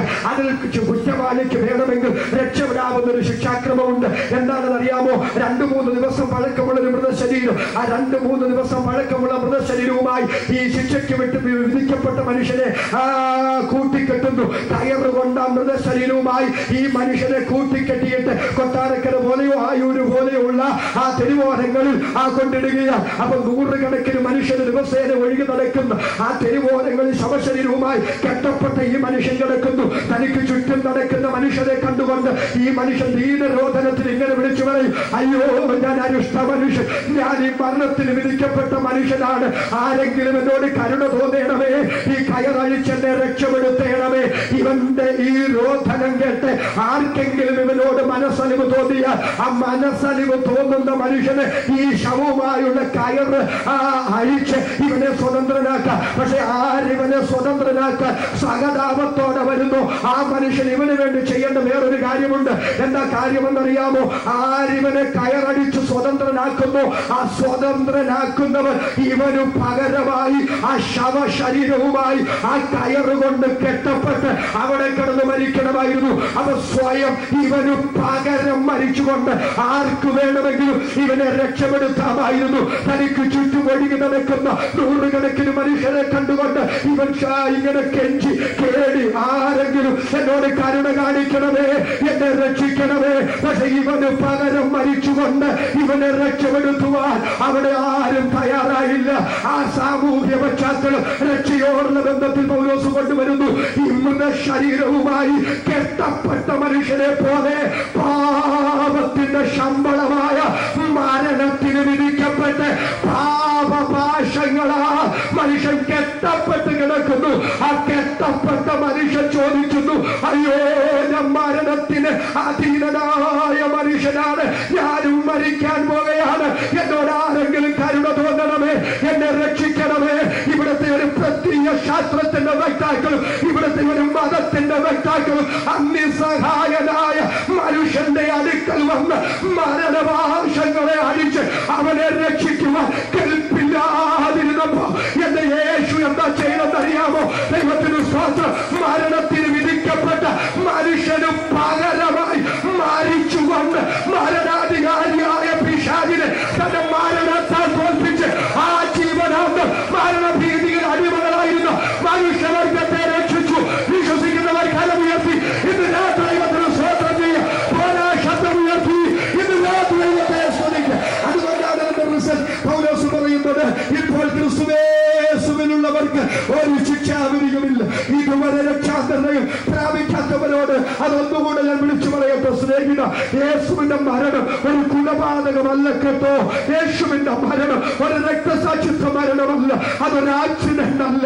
തലയിൽ മുൾക്കിരീടം ചൂടപ്പെട്ടവനായി, കണ്ണുകൾക്ക് തല്ലപ്പെട്ടവനായി, മുഖത്തെ താടി രോമങ്ങൾ നാണയത്തൊട്ടുകൊണ്ട് പിഴുതെടുക്കപ്പെട്ടവനായി, മുഖത്ത് കാക്കിച്ച് തുപ്പലേൽക്കപ്പെട്ടവനായി, പുറമെഴുവ് ചാലു പോലെ അടിച്ചു കീറപ്പെട്ടവനായി, കൈകാലുകൾ ആണിയടിക്കപ്പെട്ടവനായി, പാരമേറിയ മരക്കുരിശു ചുമലിലെത്തി തെരുവീതിയിലൂടെ നടന്നു നീങ്ങി ഗോൽഗോഥാ എന്ന തലയോടിന് എന്നെ ആ സ്ഥലത്ത് മലയുടെ മുകളിൽ എന്റെ കർത്താവിനെ ക്രൂശിന്മേൽ കിടത്തി അവന്റെ കൈകാലുകളിൽ ആണിയടിച്ചു. അവന്റെ ശരീരം കിടന്നുഴഞ്ഞു, അവന്റെ അസ്ഥികളുടെ ബന്ധമെല്ലാം വിട്ടു. ദൈവത്തിന് സ്തോത്രം. കിരീടം ചൂടിയ തല മറ്റൊരിടത്തും ചായച്ചു വെക്കാൻ ഇടമില്ലാതിരുന്നത് കൊണ്ട് എന്റെ രക്ഷകൻ സ്വന്തം തോളോട് ചായച്ചു വെച്ചു. പ്രാണനെ വെടിഞ്ഞു. ആ മരണം നിനക്ക് വേണ്ടിയ, ആ മരണം നിനക്ക് പകരം. നീ മരിക്കേണ്ട സ്ഥാനത്ത് നിനക്ക് പകരം യേശു മരിച്ചു. നീ അനുഭവിക്കേണ്ട ശിക്ഷ നിനക്ക് പകരം യേശു തന്റെ ശരീരത്തിൽ അനുഭവിച്ചു. പാപം സംബന്ധിച്ച് മരിച്ച് നീതിക്ക് ജീവിക്കേണ്ടതിന് യേശു തന്റെ ശരീരത്തിൽ നമ്മുടെ പാപങ്ങളെ ചുമന്നു ക്രൂശിന്മേൽ കയറി. അവന്റെ അടിപ്പിണരാൽ നിങ്ങൾക്ക് സൗഖ്യം വന്നിരിക്കുന്നു. സന്തോഷത്തോടെ കരമുയർത്തി ഇന്ന് രാത്രി ദൈവത്തെ സ്തുതിച്ച്, ശബ്ദം ഉയർത്തി ഇന്ന് രാത്രി ദൈവത്തെ സ്തുതിച്ച്. ഇന്ന് രാത്രി ഇത് നീ അംഗീകരിച്ചാലേ യേശുവിനെ കൊണ്ട് നിനക്ക് ഗുണമുള്ളൂ. സ്തോത്രം, സ്തോത്രം, സ്തോത്രം. ഇന്ന് രാത്രി രക്ഷിക്കപ്പെടാത്തവർക്ക് എന്റെ ദൈവം പറയുന്ന വെളിപ്പാടിനാണ് ദൈവപുത്രൻ തന്റെ ദൈവത്വത്തിന്റെ മുഴുവൻ മഹത്വവും വേണ്ടെന്ന് വെച്ച് ഈ ഭൂമിയിൽ വന്നത് നിനക്ക് പകരം മരിച്ച് അരിഷ്ട മനുഷ്യ നിനക്ക് രക്ഷ തരുവാനോ അത് വിശ്വസിച്ച് ജീവരക്ഷ പ്രാപിച്ച ദൈവമക്കൾ കരമുയർത്തി ഒരിക്കൽ കൂടി ഇന്ന് രാത്രി ദൈവത്തെ സ്തുതിക്കും. ദൈവത്തിന് നന്ദി. അടുത്തത് സഭ ഒരു വെളിപ്പാട് അറിയണം. എന്താ അറിയേണ്ട വെളിപ്പാട്? വളരെ വേഗത്തിൽ വായിച്ചു. എഫെസ്യ ലേഖനം 1-23.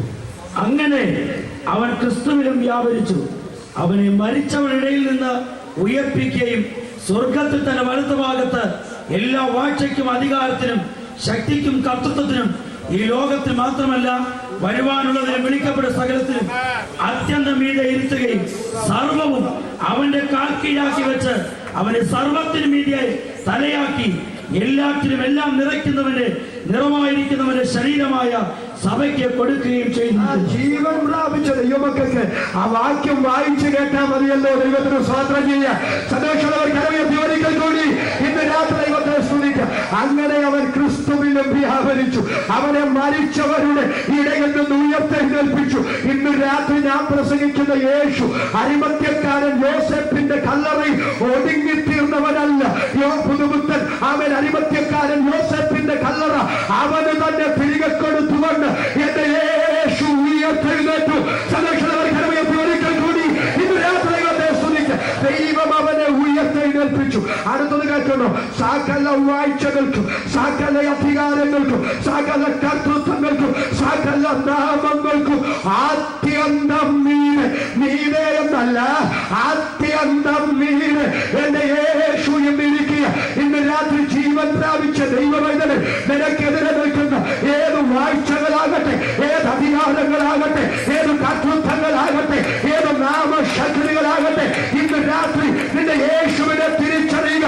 ആ സകല ശക്തികൾക്കും ആ സകല നാമങ്ങൾക്കും ആ സകല അധികാരങ്ങൾക്കും ആദ്യന്തം മീതെ ഇരിക്കുന്ന ഒരുവനുണ്ട്. അവനാണ് എന്റെ യേശു. വിശ്വസിക്കുന്നവർ കരമടിച്ച് ഇന്ന് രാത്രി ശക്തിയോട് ദൈവത്തിന് സ്തോത്രം ചെയ്യുക. അവന്റെ നാമത്താൽ അവന്റെ അധികാരത്താൽ നിനക്ക് വിരോധമായി നിൽക്കുന്ന ചില നാമശക്തികൾ ഇന്ന് രാത്രി വിട്ടുമാറുകയും ദൈവദാസന്മാരെ നമുക്കെതിരെ നിൽക്കുന്ന അന്ധകാര ദൂഷ്ടാധിപത്യങ്ങൾ, വാഴ്ചകൾ, അധികാരങ്ങൾ, ഇന്ന് രാത്രി യേശുവിന്റെ നാമത്തിൽ അധികാരങ്ങൾ പറയുന്ന രാത്രിയ വിശ്വസിക്കുന്ന ദൈവങ്ങൾ അതരം തുറന്ന ദൈവത്തിന് സ്തോത്രം ചെയ്ത് കരമടിച്ച ശക്തിയോട് ഇന്ന് രാത്രി ദൈവത്തെ ആരാധിക്കുക.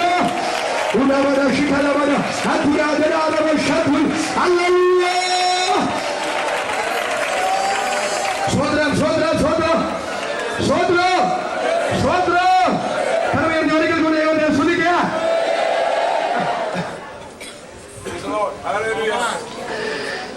ഇടതടവില്ലാത്ത ശുശ്രൂഷ, ഹൈറേഞ്ചിലെ അസാധാരണമായ തണുപ്പ്, അതിനിടയ്ക്ക് കൂടെയുള്ള ഉറക്കളും എല്ലാം കൂടെ എന്റെ ശബ്ദത്തിന് ഒത്തിരി തകരാറുണ്ടാക്കിയിട്ടുണ്ട്. വന്നപ്പോ ഒത്തിരി ടെൻഷനുമായിട്ടാണ് വന്ന് എങ്ങനെ ഇവിടെ നിൽക്കും, ശബ്ദം ഉണ്ടാകുമെന്ന്. ഹൃദയാൽ ഇത്രയും ദൈവം നിർത്തിയത്. നമ്മുടെ കരകത്തി ഒരിക്കൽ കൂടെ ദൈവത്തെ സ്തുതിക്കാം. ദൈവം സകല വാഴ്ചകളെയും അധികാരങ്ങളെയും ശക്തികൾക്കും നാമങ്ങൾക്കും അത്യന്തം മീതെ അവനെ ഇരുത്തി. എന്നിട്ട് കേൾക്കണം, സകലവും അവന്റെ കാൽ കീഴാക്കിയിരിക്കുന്നു. അതിന്റെ അർത്ഥം എന്താ? ഒരു നാമവും അവൻ പറയാതെ ചലിക്കുകയില്ല, ഒരധികാരവും അവൻ പറയാതെ ചലിക്കുകയില്ല, ഒരു വാഴ്ചയും അവൻ പറയാതെ ചലിക്കുകയില്ല. ഇന്ന് രാത്രി നിനക്ക് തിരിച്ചറിവുണ്ടാകുമോ?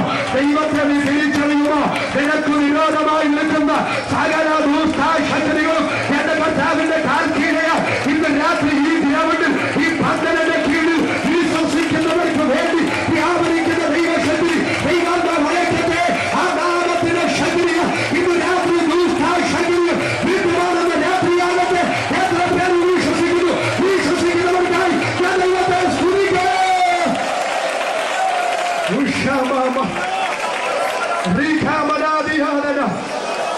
അടുത്തത് കേട്ടോ, സകലതിനെയും അവന്റെ കാൽ കീഴാക്കി, സകലത്തിനും അവനെ അധികാരിയാക്കി. Praise the Lord.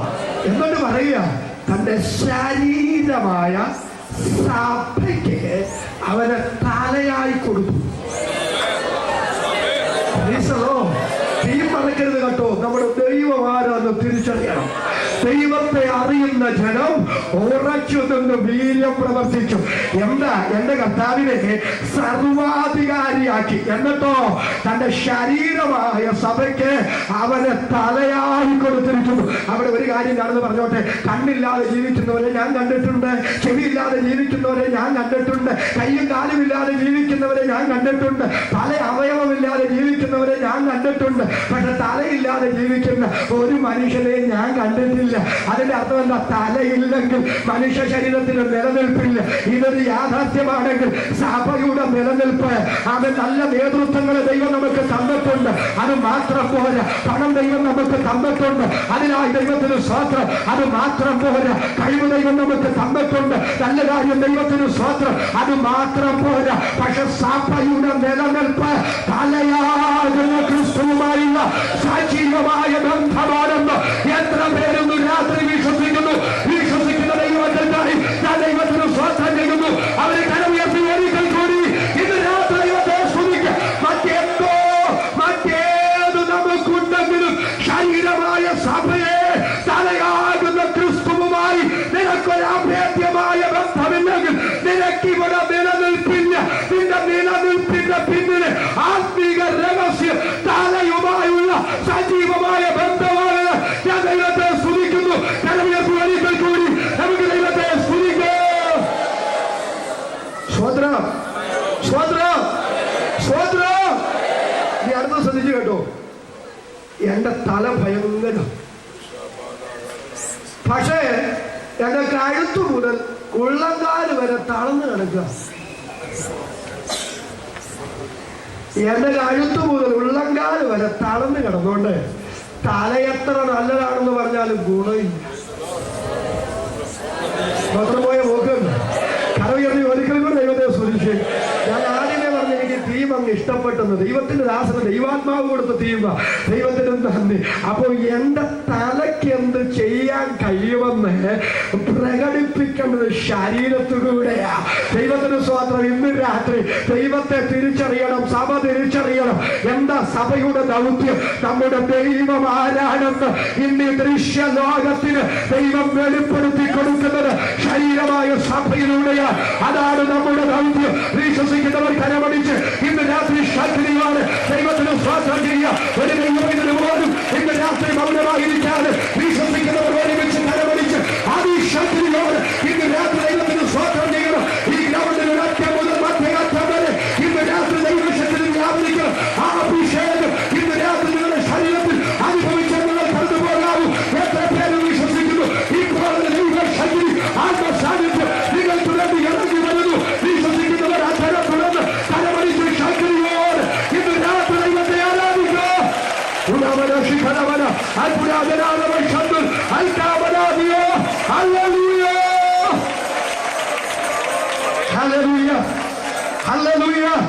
വാഴ്ചകളെയും അധികാരങ്ങളെയും ആയുധവർക്കം വെപ്പിച്ച് ദുഷ്ടപിശാചിന്റെ തലയെ തകർത്ത് കാൽവറി ക്രൂശിൽ അവന്റെ മേൽ എന്റെ യേശു ജയോത്സവം കൊണ്ടാടി. ആ ജയത്തിന്റെ ഉത്സവമാണ് ഭക്തന്മാരുടെ കൂടാരങ്ങളിൽ ഇന്ന് രാത്രി മുഴങ്ങേണ്ടത്. ജയത്തിന്റെയും ഉല്ലാസത്തിന്റെയും ഘോഷം നീതിമാന്മാരുടെ കൂടാരങ്ങളിലുണ്ട്. എത്ര പേരൊന്ന് വിശ്വസിക്കുന്നു? അവർക്കായി ഇന്ന് രാത്രി ഞാൻ ദൈവത്തെ സ്തുതിക്കുക. ദൈവത്തിന് നന്ദി. സമയമായല്ലോ. ഞാൻ മെസ്സേജ് ഇവിടെ നിർത്തുന്നതിന് മുമ്പ് ലോകത്തിന് യേശുവിനെ തിരിച്ചറിയണം. ലോകം യേശുവിനെ തിരിച്ചറിയണം. എങ്ങനെ? നിന്റെ പാപപരിഹാരത്തിന് വേണ്ടി നിന്റെ മുഴുവൻ പാപങ്ങളും ശാപങ്ങളും തന്റെ ശരീരത്തിൽ ഏറ്റെടുത്ത് നിനക്ക് പകരം മരിച്ച രക്ഷകൻ. മറ്റൊരുത്തരിലും രക്ഷയില്ല. താൻ രക്ഷിക്കപ്പെടുവാൻ ആകാശത്തിന്റെ കീഴിൽ ഭൂമിക്ക് മുകളിൽ മനുഷ്യരുടെ ഇടയിൽ രക്ഷയ്ക്കായി നൽകപ്പെട്ട ഏക നാമം യേശുവിന്റെ നാമം. വിശ്വസിക്കുന്നവർ ഒരിക്കൽ കൂടി ഇന്ന് രാത്രി ദൈവത്തെ സ്തുതിക്കും. പോരാ, സഭ ഇന്ന് രാത്രി യേശുവിന്റെ വെളിപ്പാട് പ്രാപിക്കണം. എന്താ സഭ പ്രാപിക്കേണ്ട വെളിപ്പാട്? ലോകത്തിന് യേശുവിനെ കൊടുത്തതുപോലെയല്ല സഭയ്ക്ക് യേശുവിനെ കിട്ടിയത്. സ്വതന്ത്രം തെറ്റിദ്ധരിക്കരുത്. ലോകത്തിന് യേശുവിനെ കൊടുത്തതുപോലെയല്ല ദൈവം സഭയ്ക്ക് യേശുവിനെ കൊടുത്തത്. സഭയ്ക്ക് തലയായി കിട്ടിയ എന്റെ കർത്താവ് സകല വാഴ്ചകളെയും അധികാരങ്ങളെയും ആയുധവർക്കം വെപ്പിച്ച് പിശാചിന്റെ തലയെ തകർത്ത് സകലത്തിനും അത്യന്തം മീതെയിരുന്ന് സകലത്തിനെയും തന്റെ കാൽ കീഴാക്കി സകലത്തിന്റെയും മേൽ വാഴുന്ന പരമാധികാരിയായവനെ സഭയ്ക്ക് തലയായി കിട്ടിയിരിക്കുന്നു. 100 കോടി രൂപ നിനക്ക് കിട്ടുന്നതിനേക്കാൾ വലുതാണ് യേശുവിന്, അധികാരിയായ യേശുവിന് നിനക്ക് കിട്ടിയത്. ആ തലയുമായി സജീവമായ ബന്ധം പുലർത്തുന്ന ദൈവസഭയായ ശരീരത്തിന്റെ അവയവമായിരിക്കാൻ നിനക്ക് ഭാഗ്യം തന്ന ദൈവത്തിന് സ്വതന്ത്രം ചെയ്യാൻ ഇന്ന് രാത്രി എത്ര പേര് തയ്യാറാണ്? അവർക്കായി ദൈവത്തെ സ്തുതിക്കുക. എല്ലാവരും ഒരു നിമിഷം എഴുന്നേറ്റ് നിൽക്കുക.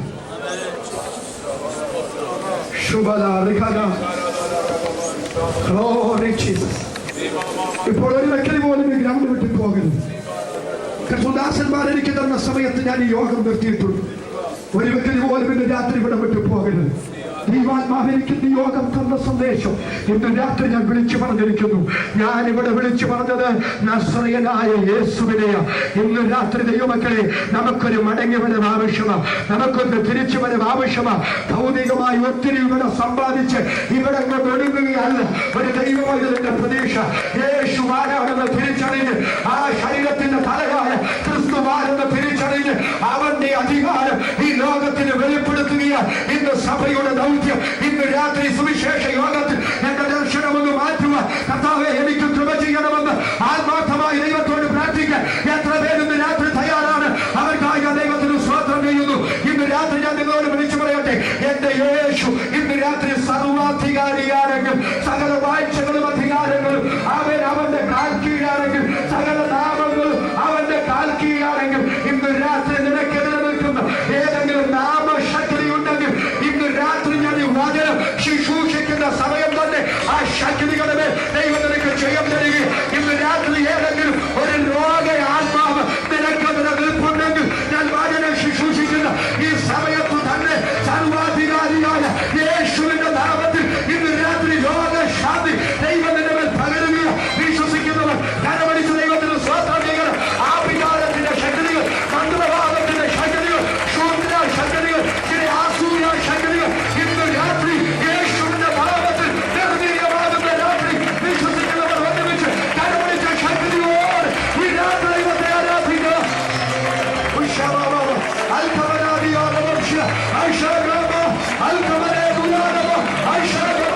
യേശുവിന്റെ നാമത്തിൽ ഇന്ന് രാത്രി രോഗികൾ സൗഖ്യമാകട്ടെ. കൈവയ്ക്കുന്നത് കൊണ്ടാൽ തോമാസിനെ കാണിച്ചത് ആടിപ്പാകത്തത് ഇന്ന് രാത്രി ചിലരുടെ വെച്ച് യേശുവിന്റെ നാമത്തിൽ ഇന്ന് രാത്രി അത്ഭുത രോഗശാന്തി ഇതിനകത്ത് വ്യാപരിക്കട്ടെ. ഉദാരവശത്തുൽ അൽകമലാദിയ അൽഷബാബ അല്ലമിയ ഉദാരശിഫാബ അൽകമലാദിയ. Jesus Jesus. എല്ലാവരും ഒരു നിമിഷം കരമുകളിലേക്ക് ഉയർത്തിപ്പിടിക്കും. പരിശുദ്ധ ദൈവമേ, ഞങ്ങളുടെ സ്വർഗസ്ഥ പിതാവേ, നല്ല രാത്രിക്കായി സ്തോത്രം. ഒരു വർഷം അവരുടെ ദാസിദാസന്മാർ അങ്ങയുടെ ജനം ഉപവസിച്ചും കരഞ്ഞും പ്രാർത്ഥിച്ചും തിരുമുഖം അന്വേഷിച്ച ഈ സുവിശേഷ യോഗങ്ങളുടെ പ്രഥമ രാത്രി ദൈവം ഞങ്ങളെ കൊണ്ടുവന്നു. യേശു ക്രിസ്തു അവൻ ആരാണെന്നുള്ള തിരിച്ചറിവ് ഇന്ന് രാത്രി കേൾക്കുവാൻ ഞങ്ങൾക്ക് കൃപ തന്നതുകൊണ്ട് സ്തോത്രം. തന്റെ ദൈവത്തെ അറിയുന്ന ജനം ഉറച്ചു നിന്ന് വീര്യം പ്രവർത്തിക്കും. ദൈവത്തെ അറിയുന്ന ജനം ഉറച്ചു നിന്ന് വീര്യം പ്രവർത്തിക്കും. ഞങ്ങളുടെ പിതാക്കന്മാരുടെ കാലത്ത് അവർക്ക് പണമുണ്ടായിരുന്നില്ല, അവർക്ക് സ്വാധീനമുണ്ടായിരുന്നില്ല, അവർക്ക് വീടുകൾ ഉണ്ടായിരുന്നില്ല, യാത്ര ചെയ്യാൻ വാഹനമുണ്ടായിരുന്നില്ല. എന്നാൽ അചഞ്ചലമായ വിശ്വാസവും അവർ അറിഞ്ഞ ദൈവം ആരെന്നുള്ള ഉറപ്പും അവരുടെ ശുശ്രൂഷയിൽ അവരുടെ ആത്മീയ ജീവിതത്തിൽ കർമ്മനിരതരായി നിർത്തി അവരിലൂടെ ദൈവം അത്ഭുതം ചെയ്തു. ദേശങ്ങൾ വിടുവിക്കപ്പെട്ടു. കർത്താവേ, ഇന്ന് രാത്രി ഞങ്ങൾ ആ പാതയിലേക്ക് മടങ്ങി വരുന്നു. ഞങ്ങൾ ആരാധിക്കുന്ന ദൈവം, ഞങ്ങൾ സേവിക്കുന്ന ദൈവം, ഞങ്ങൾ പ്രാർത്ഥിക്കുന്ന ദൈവം, ആ ദൈവം ആരെന്ന് ഇന്ന് രാത്രി തിരിച്ചറിയുവാൻ, ആ ദൈവത്തെ ലോകത്തിന് എത്തുവാൻ ഇന്ന് രാത്രി ഞങ്ങൾക്ക് കൃപ ചെയ്യണമേ. അതിനായി ഞങ്ങളെ ഒരുമിച്ച് ഈ രാത്രി സമർപ്പിക്കുക.